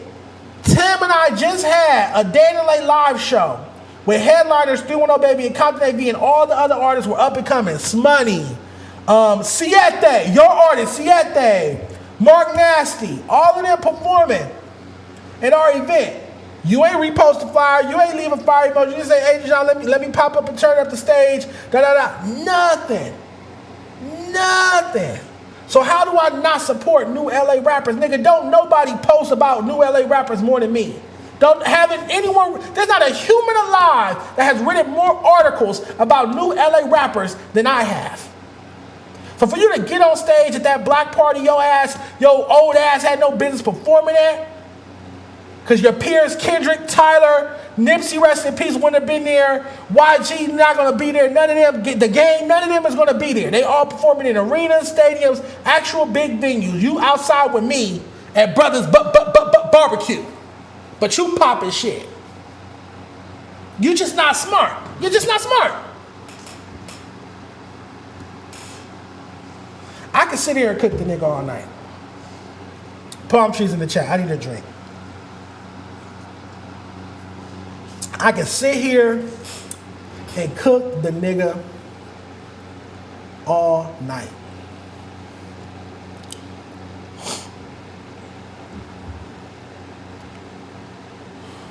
That's all I'm saying. I could cook the nigga all night. Palm trees in the chat if you want me to keep cooking this nigga, man. I could cook the nigga all night.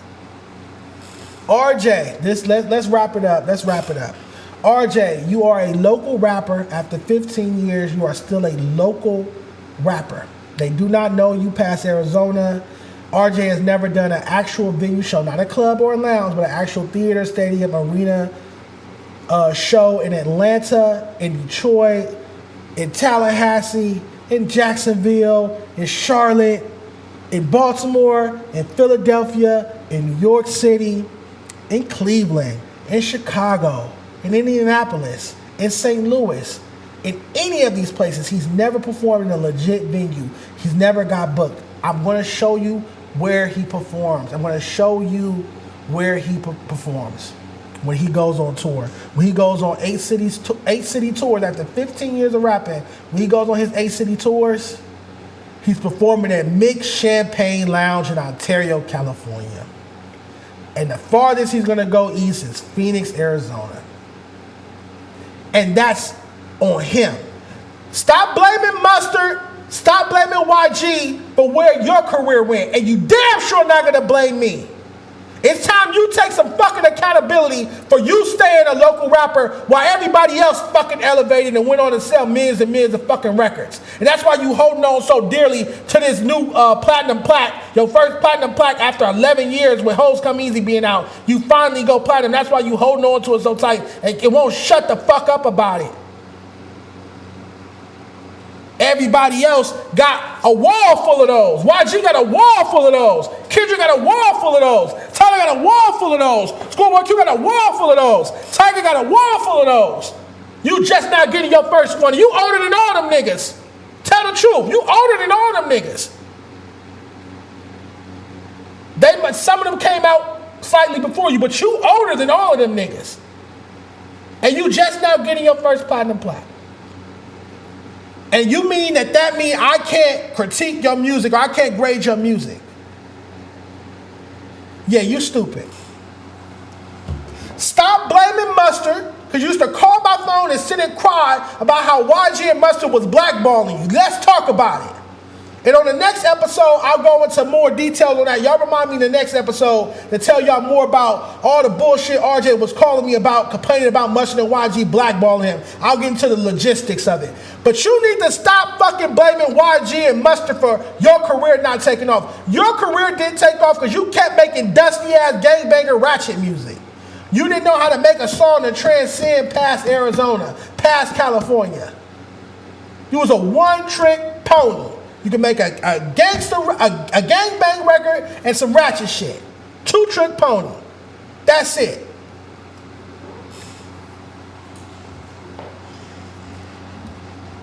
Talking shit to me. Motherfucker got me fucked up. So yeah, like I tweeted earlier. What did I tweet earlier? Everybody laughing at the post. What did I say? On God, I would have respected niggas more for just beating my ass than standing there crying about a report card. Do you know how fucking annoyed I was having to hear a 40-something-year-old man sit up here and cry about a fucking list I make on my fucking phone? I make this on my fucking phone. Bro, I make this on my fucking phone. You supposed to be performing. You got paid. Sean August didn't pay you to come up there and talk about my fucking report card. He didn't book us for a debate. He booked me to introduce artists coming to the stage. Make some noise for RJ.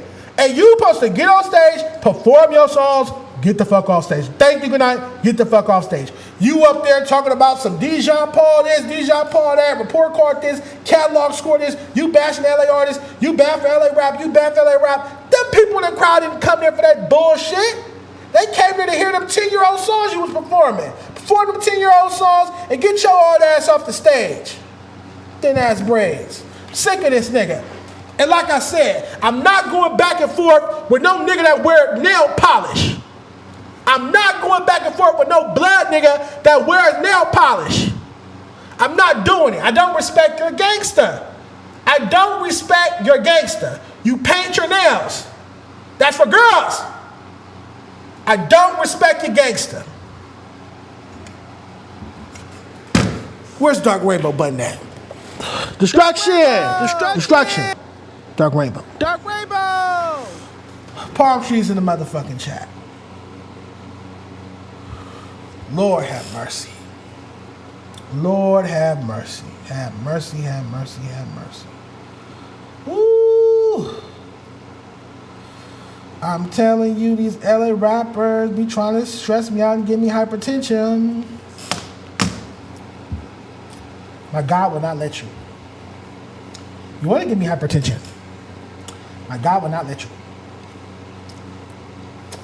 All right, all right, all right.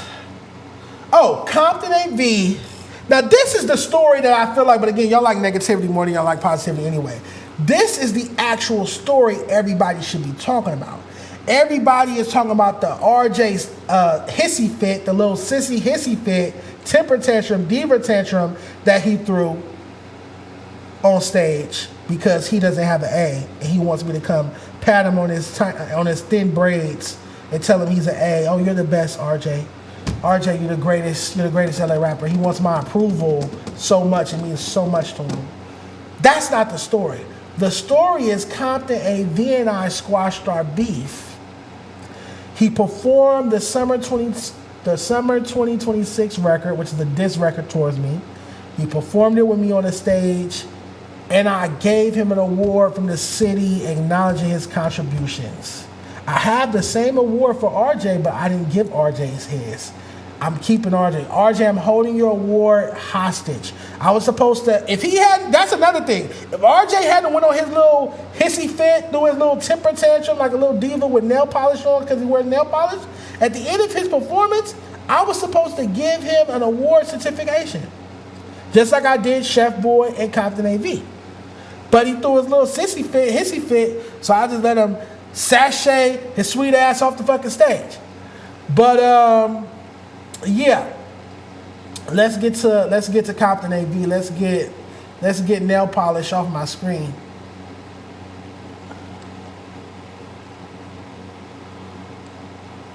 Check it out.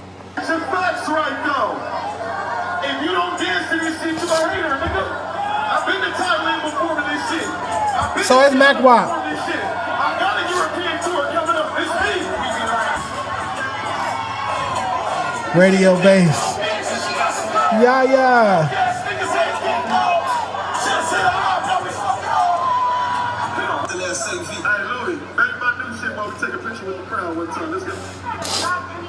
Then we flicked it up.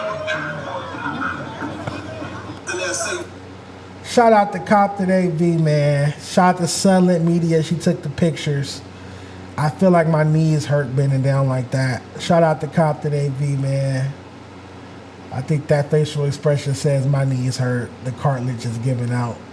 I might weigh more than 175 pounds. But shout out to Compton AV. We followed each other. Shout out my phone number today. I still don't feel like he's a legend. I still don't feel like he's delivered a classic body of work, but I see that he's focused and he's trying. He's putting in effort, and he landed a hit with Yaya, and hopefully he follows it up. And I'll leave it at that. I stand by the C- grade I gave him, just like I stand by the C- grade I gave RJ and the C- grade I gave Joe Moses. I stand by the report card. I stand by the grades. But I don't want to be beefing with Compton AV because I can tell bro has a good heart. He's a great father, and he's just out here trying to win. He's trying to level up. And he actually stepped in the right direction with Yaya. So hopefully we just went gold. Shout out to Compton AV. You see how it didn't take 10, 11 years for him to get a prop. But anywho,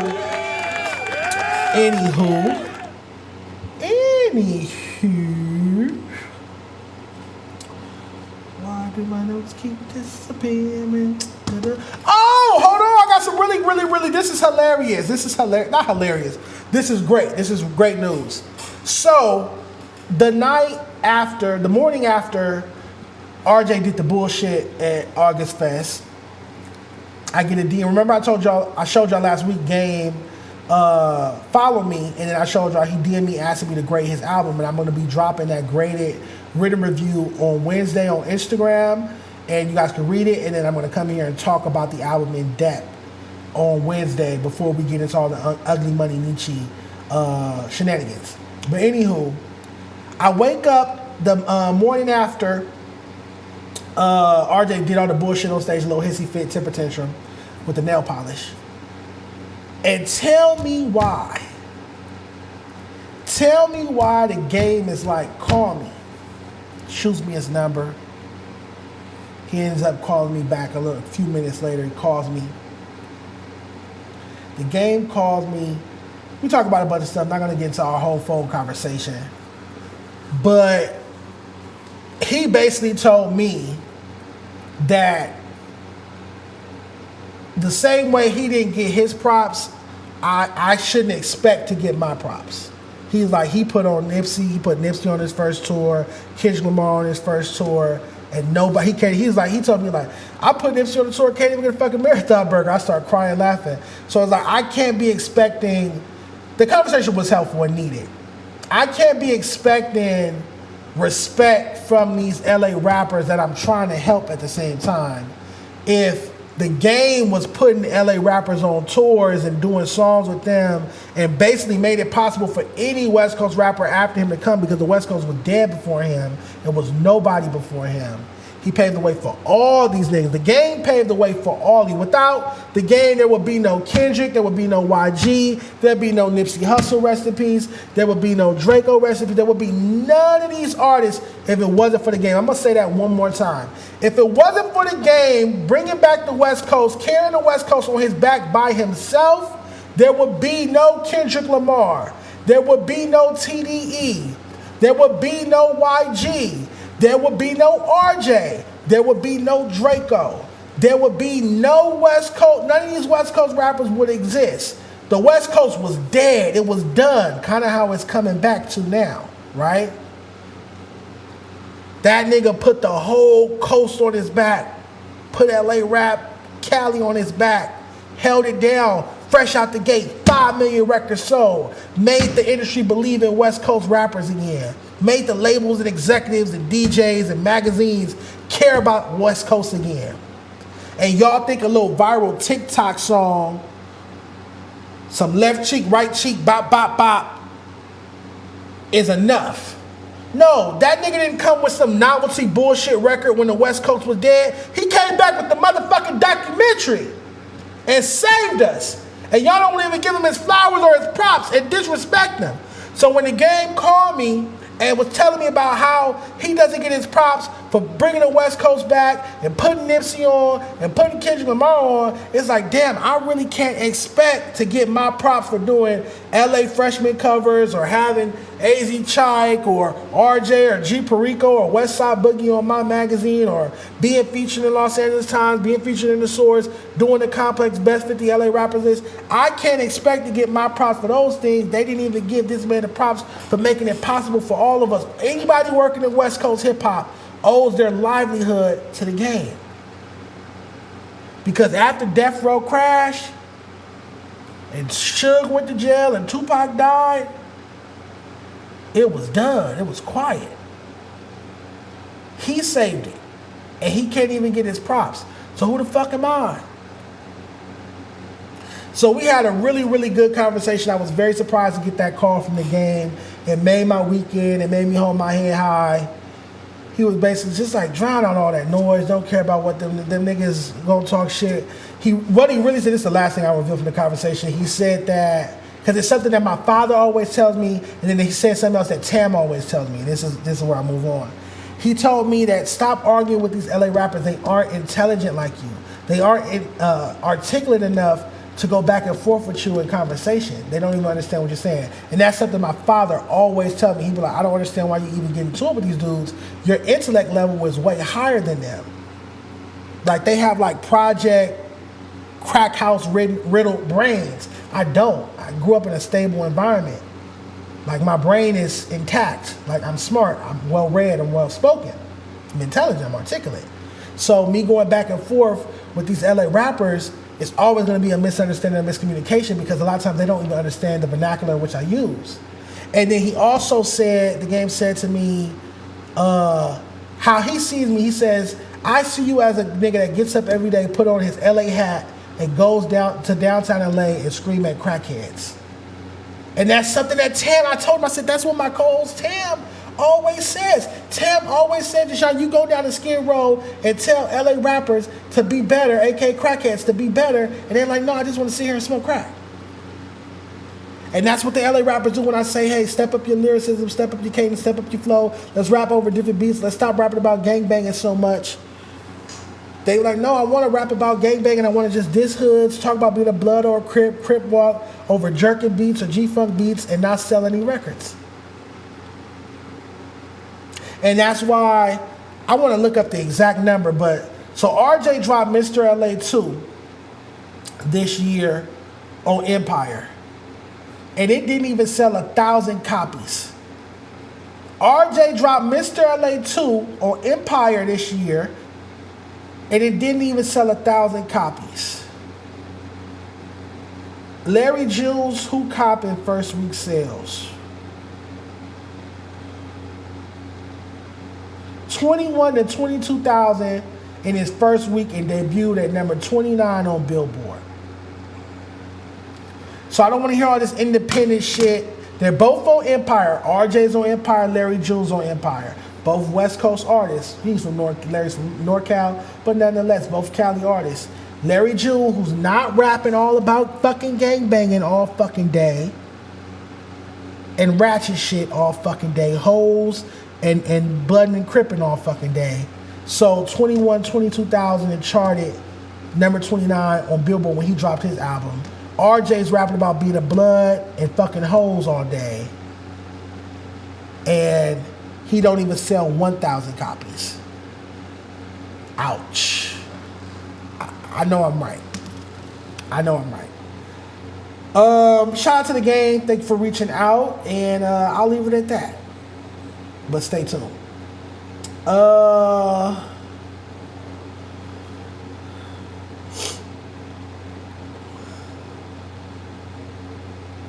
Let's see what's next. Let's see what's next. Let's see what's next.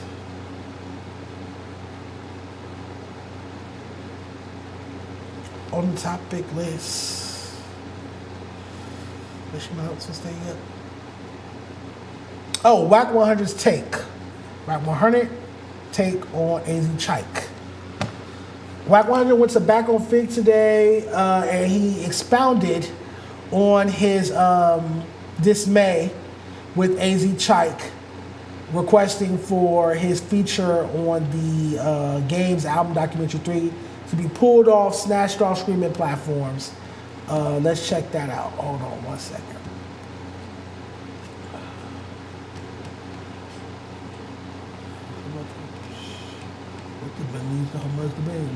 Whoa. Don't worry about nothing. If I fuck with you, I fuck with you. I'll never change up. I've always been a renegade. Like, I ain't never went along with the program.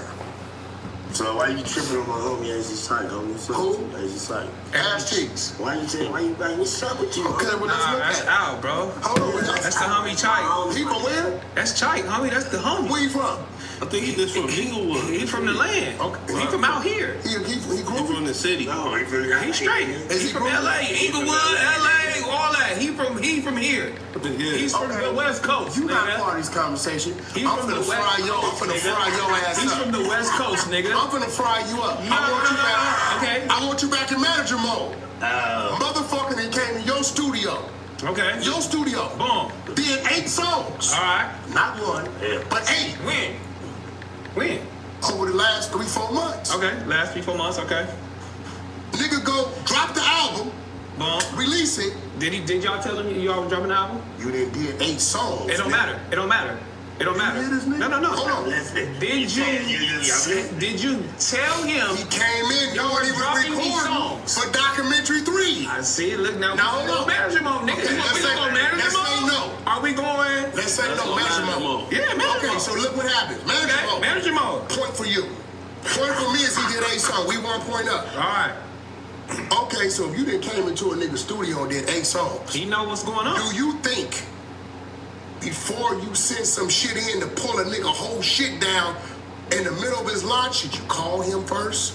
Or should you just submit that to fucking Apple? You should call him first. Well, hold on. Coming in and did 8 Don't songs. try to give him a point. I'm finna get it. No, I'm not trying to give him a point, but I'm be real. Bro, Can though, but look, Real person mode. this nigga crazy. If I'm not gonna do no business with you if I don't want it to be done. You done did 8 songs. We did 8 songs. So now say you... Can I get 2 points? Because I got to go against my homie. No. Go ahead, G. Look, That's crazy. So see, you look. gonna say some crazy shit. This nigga used to be burnt with the manager shit. Come Well, on. you know it because it's manager mode. I didn't look. I'm coming in here knowing that the songs are gonna come out. You feel me? Eventually. But if you have a surprise album coming out, I cannot notify my people, my manager, my label that I did these songs and this shit. Are we talking about Lil Wayne or we talking about this nigga? We talking about Chike. Because a nigga that's of a status, I get it. A status for sure. If you don't have Chike ain't got no projects coming out. But Chike don't have no. He don't have no leverage where he signed to, so he has to notify them niggas on time. You feel me? Or his label is Now, gonna you know take I got heed. some shit in my phone. Or you know fuck what? you up. Are you his management? His label's gonna take heed to the song. Look.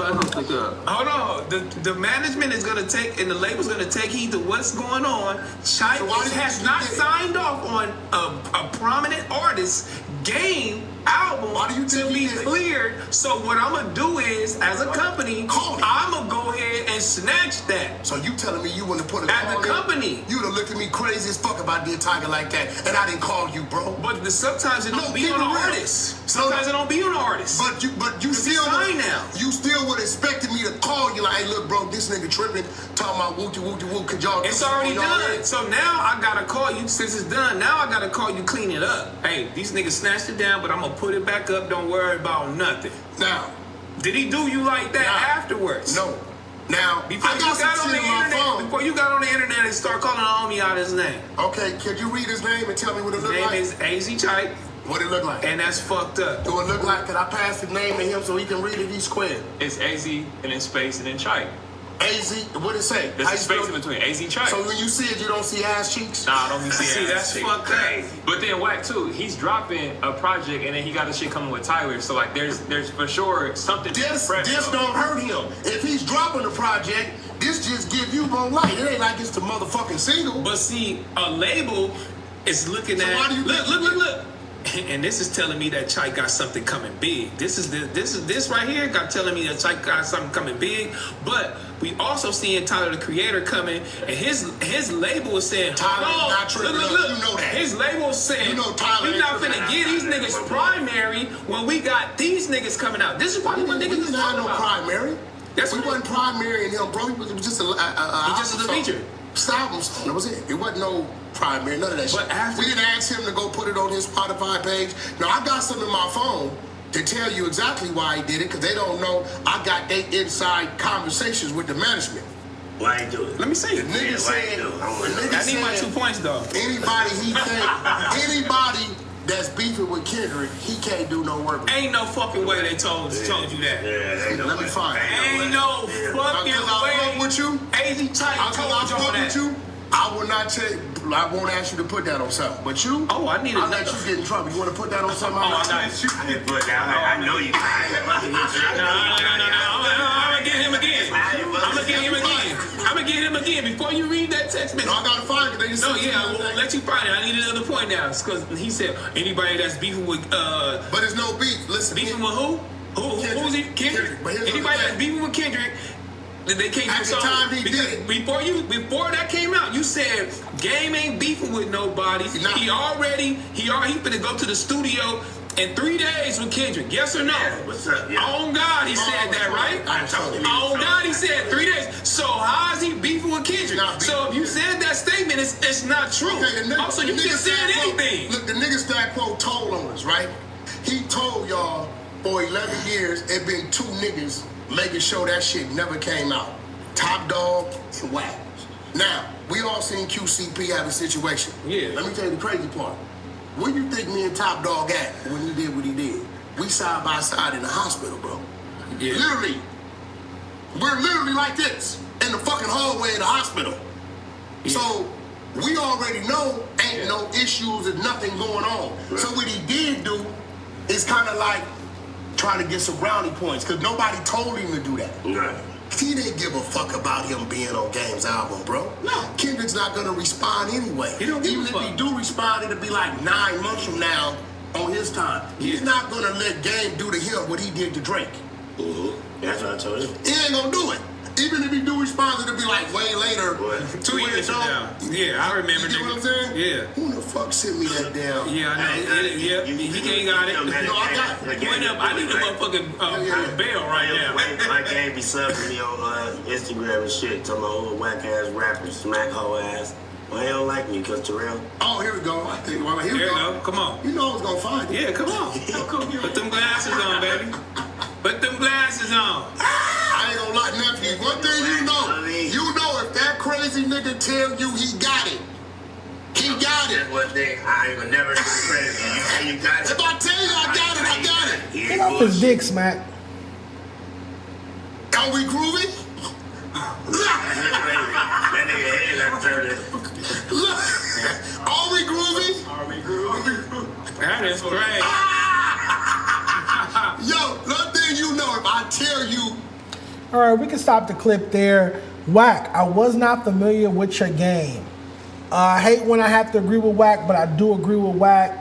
I also have dismay at AzChike for pulling his feature on the Part record off of the Game's Documentary 3 album. They weren't asking for primary. It's not a single. It's a song featuring YG, Lefty Gunplay. I think RJ's on the record. So how would it be a primary feature on like when it appears on the artist Spotify, like it's damn near their song too. So all their fans not automatically, but can like easily access the song. It's too many people on the record for it to even be a primary feature. So that's a lame excuse. I don't see how him being featured on The Game, that's like a marquee West Coast legend / Staples album. I don't see how that would affect his rollout for the Tyler the Creator single, which is coming out next week. The Game's album dropped last week, or the album we're going to talk about, AzChike's album, that has been pushed back yet again to September. So all of those bullshit excuses that T-Rail was trying to pull out of his Hoover ass were laughable. Were definitely laughable and asinine, to be honest. But yeah, I think AzChike inserts himself, in other people's business, other people's beefs far too often.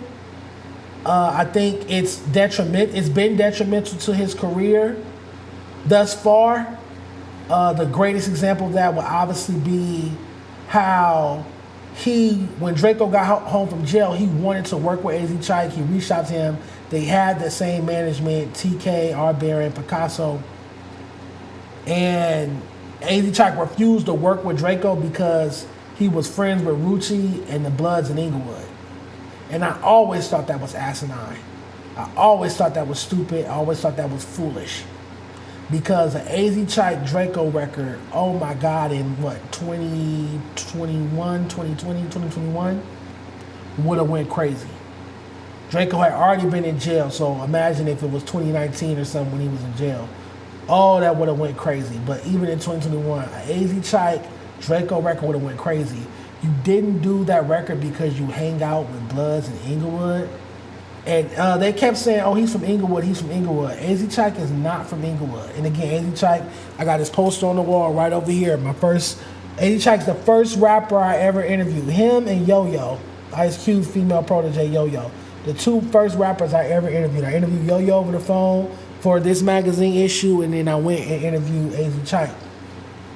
My two first interviews. So salute to Chike for giving me the opportunity. I'm saying this respectfully. But AzChike definitely is not from Inglewood. He did not go to any schools in Inglewood.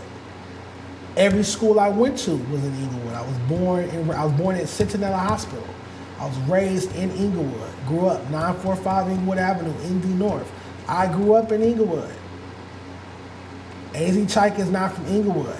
I believe AzChike is like somewhere east side of LA, somewhere, I forgot. I asked him before, and he said something on the east side or something, I believe he said. But AzChike is not from Inglewood. So, when Draco reached out and wanted to do a song with you, and you have the same management as him, wouldn't it make sense for you to do a record? You said, no, I'm not going to do a record with Draco because I hang out with people from Inglewood. But you are not from Inglewood, and it should be music first, business first, and he should have did the record. Now, fast forward all these years. Mind you, that alienated him just by doing that, and which sparked the beef between him and Draco, which alienated an entire facet of fans. All the Draco fans. Draco has so many fans, strong fan base out here on the West Coast. None of them going to listen to Chike. Every time I post Chike, anything on my page, Draco, gifts in there, we know the truth, long live the ruler. They calling them ass cheeks too, He alienated an entire fan base for no apparent reason other than he wanted to be loyal to his Inglewood friends such as Rucci. I think a record he dropped with Draco would have went just as far, if not further, or farther, whatever. I think which one? I think farther is physical distance, and further is abstract distance, or it might be the other way around. But nonetheless, I think a record with Draco and Chike would have went further than a record with Rucci and Chike ever did. Because I remember when they dropped that Courtesy of Us joint album, that shit did nothing. That shit did nothing at all. I'm like, damn, see, you picked the wrong team. You should have been cool with everybody. Like, shoot, Rucci, I fuck with you. You, my nigga, I do a song with you. Draco, we got the same management. You want to do a record with me? Come on, let's do it. Let's do it for the coast. Let's do it for the city. That's how you get shit clicking and move. But y'all letting gang politics and street shit, like LA rappers do, come between collaboration. So to fast forward all these years and to see that he's on text, or his management is on text, saying that Chike allegedly said that he's not, if you beef with Kendrick, I'm not doing a song with you. It just speaks to that. Like, no, I think you should have been on the Games. That's a real rollout. You on the Games album, then you drop a Tyler Creator single, then you drop the album the following month. That's a real rollout. It's already been going on 2 years since you was on GNX. All the buzz from GNX and Chike is gone. All of that is gone. All of that is done. That's bye-bye. Now, maybe it would have sustained or went further had Kendrick actually did a music video for Peekaboo with Chike. Then it might have, sustained a little longer, but Kendrick didn't want to be bothered with that nigga. Oh, do this song, get out of my way. Brought him out at the SoFi one time, that was it. He didn't take him on the GNX tour. He didn't do a video for that song or any other song with an LA rapper on GNX. So why are you going out your way to say, oh, I'm going to have my verse snatched off a Game album? And I talked about this with the Game on the phone the other day. I won't repeat what was said, but yeah, that's... I just don't agree with... I don't agree with that. And it reminded me of how he was with Draco, and I just don't like that from Chike. I don't like the cliquing shit. I don't like the gang shit. That's gang mentality. That's clique, schoolgirl clique shit, Regina George type shit. I'm not into that, nigga. Whoever you can make a dope record with, whoever you can make a great record with, go make a great record with them. We always say, oh, LA rappers don't work together because of gang politics. They don't make the good collabs together. Woo, woo, woo. And look, niggas still saying I'm not gonna work with a nigga because you and my homie aren't on the best of terms right now. Like, Game ain't even came out and said fuck Kendrick yet. He should have, but he ain't.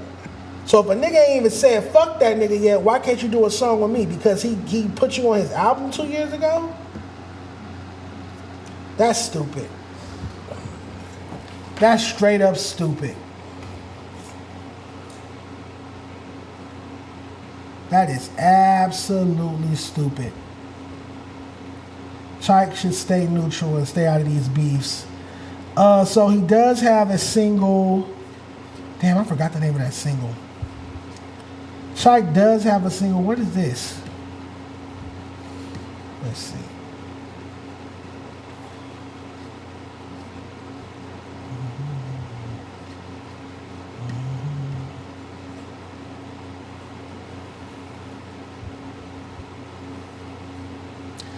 His album is called No Rest for the Wicked. It's scheduled to drop September 18th. I'm assuming this is his mother. I do see some resemblance. Me personally, if this is your major label debut album, even though AzChike has been signed to Atlantic Records, he's been signed to Asylum Records. I don't know if they released or marketed those projects as mixtapes or albums. So what this technically be? But post GNX feature, this is your first album on a major label since GNX, since being on the charts, since being viral for the Peekaboo record. I don't think that this is the cover art. This is just my humble opinion. I don't think that this is the cover art. If this is a photo of his mother or a female relative, because I see the resemblance. She holding a blunt, sitting in bed. It's like, I get it, but I think it should be imagery of him, whether a photo, portrait, something. It should be something of him. I think that Chike doesn't have enough nuances and star power, whereas an album that's so pivotal that people have been waiting for 2 years, nearly 2 years, I think it should have his face on the cover. I think it should be about him finally having his moment. He's been waiting so long, putting in the work, releasing music since what, 2016, 2017, maybe 2017, 2018, that My World EP project, or yeah, Richard Ratchet is my favorite Chike project. That was 2019. But yeah, it's been a long time coming. I think the cover should have been you. It should be about you, not your mother or your family or this. It should be about you. It should be about Chike. So I disagree with this album cover, but we'll see how the album sounds when it drops. I wanted to find...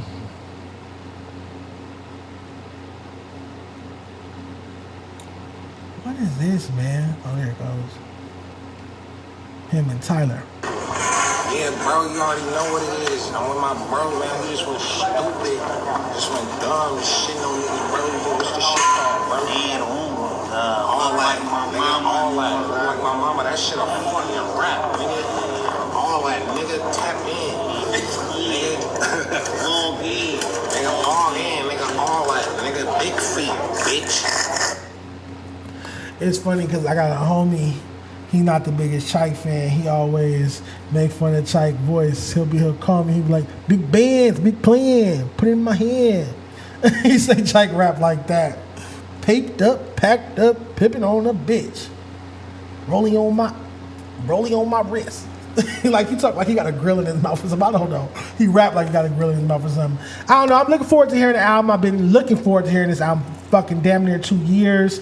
If it gets pushed back any more than this, I will not give a fuck.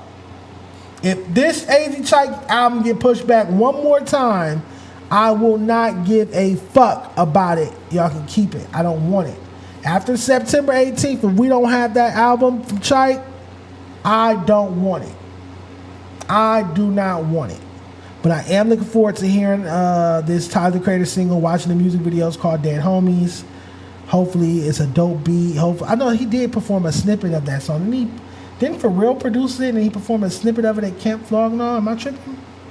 I think I remember something like that. But anywho, all right, let's get to Viral Wave's take. They have a take on Vaughn. Let's get to that. What is TDE's holdup with releasing a release date for a Vaughn project? What does this man have to do to get music released from TDE? I don't get it. I don't understand it. I've said it in the past. I'll say it again. He is the youngest gun that they got. He has the popularity.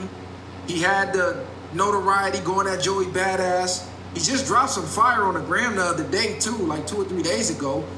It was heat. And well, where's the release date? What's going on? No, it's very interesting because again, I've always to a degree praised the way TDE has been able to time the release of albums. You know, they let certain people get to shine in the first quarter of the year, and then, you know, so on and so forth. At this point, right, Kendrick is gone. Schoolboy Q, he had Blue Lips, but that's the last project he dropped. Absol doesn't really have a project. J-Rock, we saw him working on an album. She's the only one that's really like major, right? You had Isaiah Rashad drop something. So you're 100% right at this point. It's like, I could see if this is 2012 when you had Ab, Kendrick, Q, you had everybody lined up, you know, to shoot. But at this point, you don't even have that, or at least from the outside looking in, we don't see anybody teasing the album releases. We don't see anything of that nature. So it is very strange that one of your young upcoming artists that seems to have been putting in work, right, has been in a notable diss with Joey Badass, which was one of the class of 2012s that is a top-notch lyricist, right? Virality on the internet, etc. Why is he not getting a chance to drop albums? It's almost like, shit, if you're not super mainstream, if you're not SZA, if you're not Doechii, it seems like that's sort of the route that they went in, you know, the mainstream pop artist route. I mean, even Kendrick himself, that's what he turned into. Like, he's definitely still for the culture and still for streets, but he's been able to transcend that. So it's like, I feel like if you're not even that at this point, maybe they're not even fucking with him. Yeah, I think the last part you said is the biggest key. They probably just don't fuck with him like that. It's like if you could be a coach and you see a nigga in practice, like, he's good in practice, but you don't think he's ready for the game yet. And I think they're so stamped on, like, because everybody from TDE has reached a certain pinnacle, like a level. You know what I'm saying? Like, J-Rock had his success. Schoolboy Q had his success. You seen SZA's TDE, right? She had her success. You got Doechii? She had success. You got Kendrick with his success. They probably just basically going off the numbers. When he drop on the gram, is it doing over 100,000, 500,000? Is people really giving it that energy and that push? Or is it just, nigga, you on a Long Beach Island, nigga? What is TDE's? All right, there's a part 2 to this. I'll play that after I react to the first part. I would obviously like another project from Vaughn. I feel like his consistency is always the biggest knock against him. He's been signed to TDE since 2020. He's only released one body of work, The Good, The Bad, The Dollar Menu. I believe I graded it like a B last year when it came out. I really liked it. That XXXLT is my record. Look at God is also my record. Dope up-tempo cut. I like Vaughn's music. He just doesn't drop it often. And I feel like he'll never have a strong, substantial fan base if he follows the old stoic, aka ancient, primitive philosophy and culture of TDE, which is, we starve our artists. He's never gonna get the footing. This is the screaming era. He's never gonna get the footing he needs if he's not dropping projects. Like, he should. There's no reason we should be going a full calendar year with one of your newest artists, younger artists, not dropping music in 2026. That's sad and that's terrible. I think we have one more part to this. Hold on.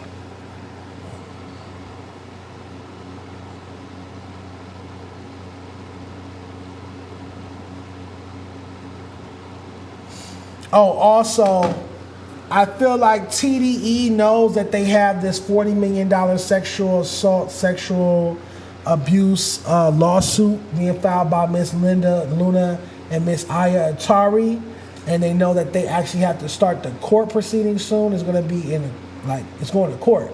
The ladies aren't settling. They aren't winning. They have, to my knowledge, they aren't settling.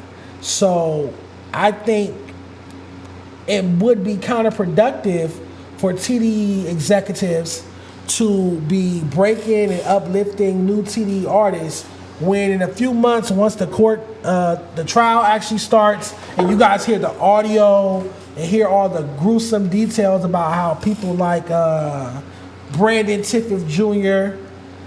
Allegedly tried to grape a female TDE label executive or label member, staff member. H-Dog, who runs TDE Films, allegedly tried to grape a 19-year-old Aya Atari after giving her alcohol even though she's underage. Once these stories and the audio and the proof and all of that come out in court, I think the TDE brand is going to be in the sewer. Nobody's going to want to be affiliated with it. That's why Kendrick has separated himself from TDE. He's going full PG lane.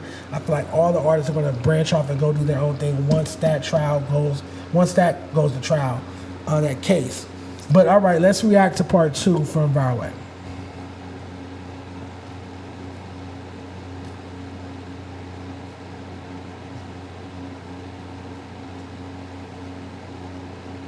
What is TDE? Dude, is it just, nigga, you on a Long Beach Island, nigga? You can utilize your players on the team. Do songs with Schoolboy, do songs with Kendrick, do some hooks from SZA and Doechii, do different things now. Unless he's not doing something they've asked him to do. That's the only thing. It's not too much I can think unless they shelved you already. Yeah, that is a great point. Why don't we see any features with Kendrick? Why don't we see any features with SZA, J-Rock, Schoolboy, AzSoul? Why do we not see anybody standing next to him? Fuck a feature in a video, doing a drop. Oh, dude, is it just, nigga, you on a Long Beach Island, nigga? You can utilize your play. To answer your question, TDE is a nigga-ran business. It's a West Coast nigga-ran business. According to the country, a nigga on the West Coast is the worst thing to ever exist. But, yeah, I think that's just their culture. They aren't into uplifting their artists. It's like you got to earn it. They want to see you struggle and go through the same struggle they went through. They don't want to make it easier for the people that come behind them, through the door behind them. They want to make it, you got to go through the exact same struggles I went through to get here. And, yeah, I definitely think TDE is doing Rayvon foul. They could be doing a lot more with him, letting them drop. He definitely should have a Kendrick feature by now. He definitely should have a Schoolboy feature, J-Rock feature. And, yeah, shout out to Rayvon. Oh, no, he does have shit with J-Rock. I know he has shit with J-Rock coming. Kendrick never gonna respond.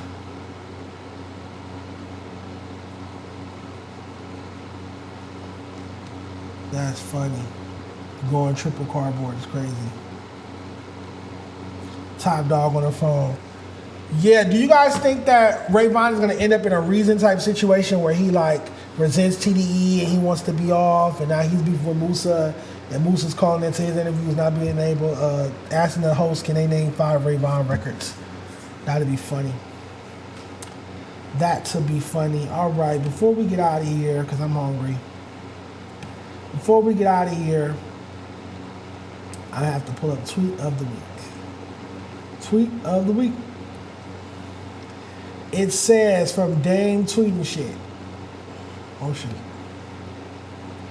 I love that Twitter sees that LA gang politics bullshit as what it is. We don't care about your reasoning, it's stupid. I definitely think it's stupid to drive around or walk around a block or community all day and antagonize someone else who's the same race as me over a color hat or a color in their shoestrings or something like that.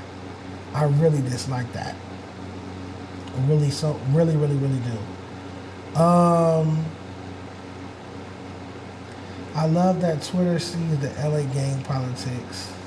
This ties me to the what was his name? What's the kid that got killed in Compton? Fuck. God damn it. William Luther Lehart or something to that effect. Rest in peace to him. So the original story was that he got killed over the Astros hat. And from there, that led to, say Cheese Post that originally. From there, that led to people saying that, from different regions, because it was a viral post, oh, there we go, them LA niggas killing innocent kids. LA gang violence is out of control. All the LA natives out there are just coons. All they want to do is kill each other if they're black, but they don't do anything to Mexicans that say the N-word and buy up all the community, buy up all the real estate and businesses in the community and own 5-6 cars in front of each house, X, Y, Z. That was the consensus on Twitter. And so it's LA versus everybody right now. Right now it's LA versus everybody. And it's crazy on Twitter. Me personally, I know gang members. I have friends, family, loved ones that are gang members. But I always thought it was a bit stupid. They tell you this leads to death or the penitentiary. And it often does. Y'all say it's LA culture. When I said, hey, why is there so many red and blue rags in the videos and chucks and crip walking in our music videos, when other regions see us, happen to see these videos, they're gonna be like, there go them dusty LA niggas doing the same shit. They just want to gangbangs and kill each other. So, yeah, that's my take on the tweet of the week, is that shaking my head. That's my response, shaking my head. All right. I think that's it. Do I have anything else?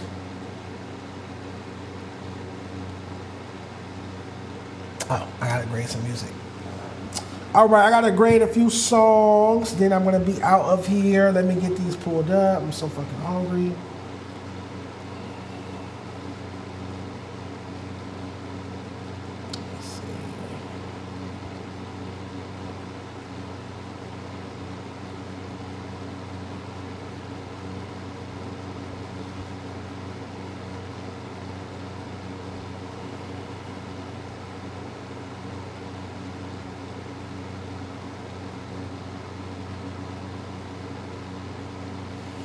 All right, here we go. So first up, and I'm playing these songs on YouTube.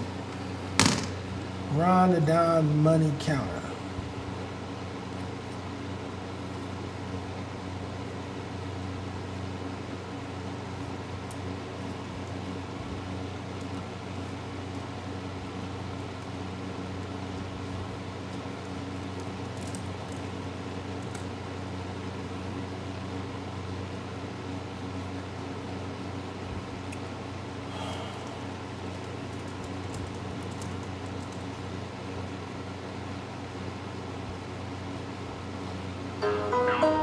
Ron God, Money Counter.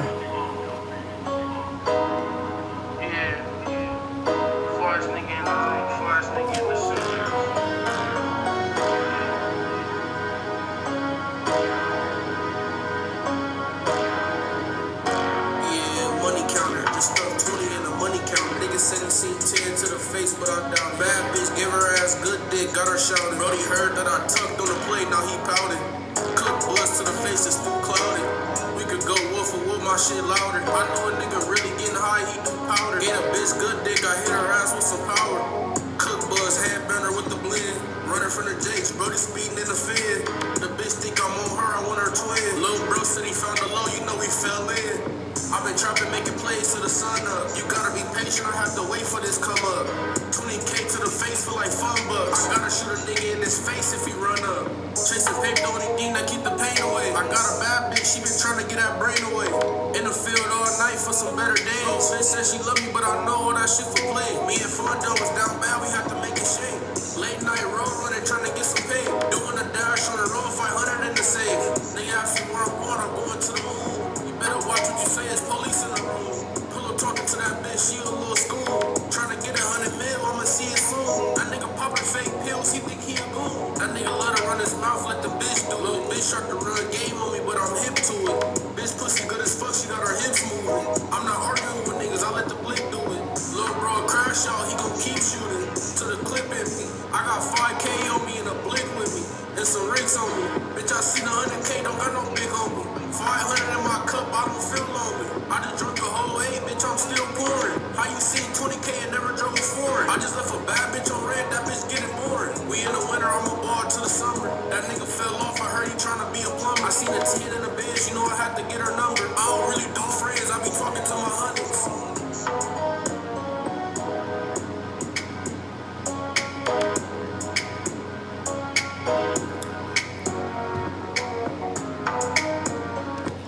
All right, that's Ron and Don, Money Counter. I was fucking with that somewhat. I like the Moment for Life sample, the Nicki Drake sample.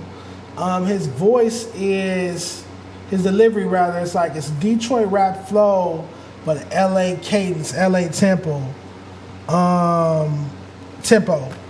And it was some shit talking in there. There's some sharp barring, nothing out of this world.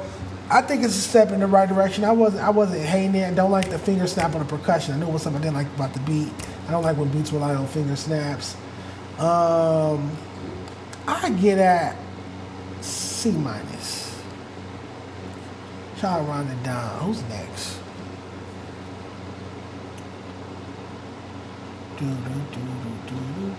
Japoria, keep it classy. Y'all got some names on y'all.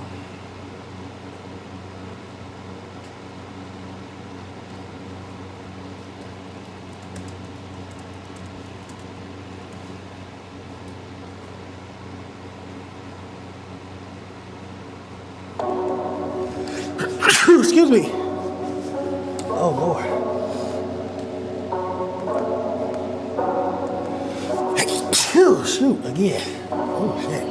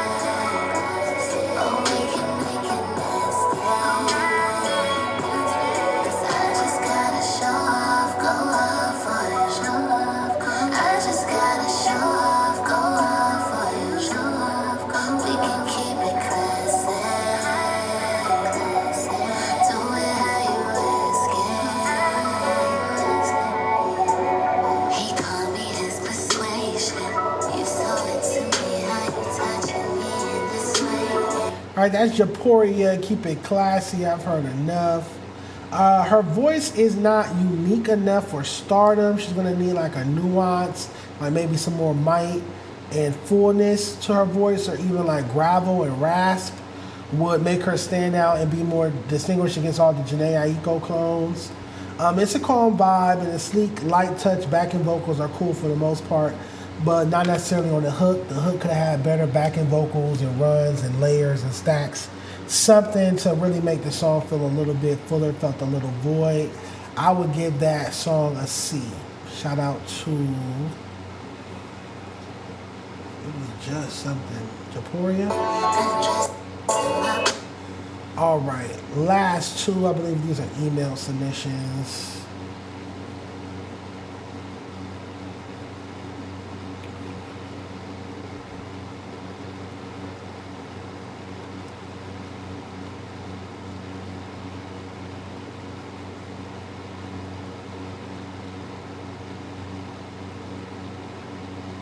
Where the fuck is the song?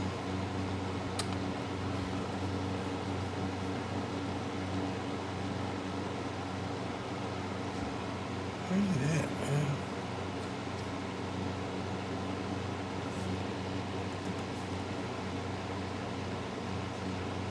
All right, so this is from,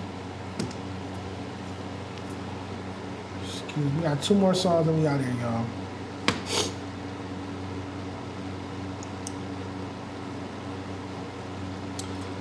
Playa Ray, Under the Light.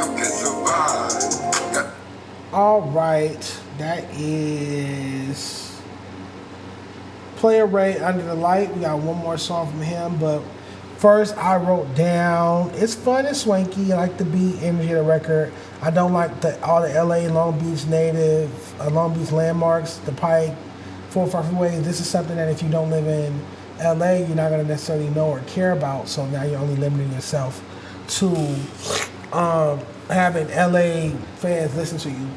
I need to turn this fan down. I got this fan blowing in my face. All right. And let's see, the song starts feeling a little flat. Like you need to switch up your flow and delivery, using the same flow and delivery the entire song. And some of the bars are rather corny. So there's that. I would have to give that song a D-. One more last song, and it is called, and it's from Playa Ray as well. It's called Star Trap.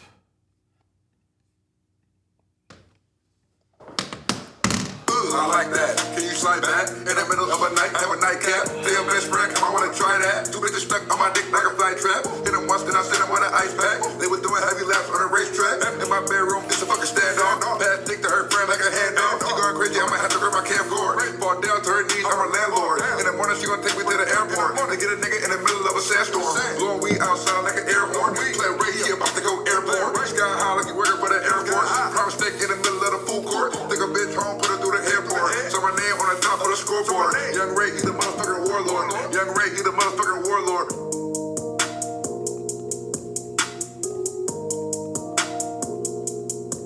Yeah, it's gonna be a no for me. We're giving Migos mixed with Sheck West or some shit like that. Just felt rushed. Felt like you could have spent more time making that record, making it more conceptually you. Beat was whatever. I had to get out of F. That's the paid music submissions I did. This is not a music review stream, but I had some left over from last week's stream, so I had to knock those out. I believe this Friday I'm doing another music review stream. You go to rapperreportcards.com if you want to be graded. Shout out to everybody in the chat. Make some noise for yourself. Yeah. I'll be here on... Let's see. I'll be here on Wednesday with Tam. This nigga has to stop calling me, bro. I'll be here on Wednesday with Tam and Ugly Money Nietzsche I'm going to review the Games album, and I'm going to go off on RJ again and tell you guys why exactly he fell out with YG and Mustard, and how he used to call me and blame them for blackballing his career, and why his career never went anywhere because of YG and Mustard, even though his career never really went anywhere because of his preference for cheap local LA ratchet beats and gangbanger lyrics. But yeah, that's what we're gonna talk about on Wednesday before Nietzsche starts his whole black woman ain't shit trope. So yeah, there's that. Palm trees in the chat. Hit that like button. Subscribe up if you aren't already subscribed. Thank you for everybody who tapped in with this stream. I'll catch you guys on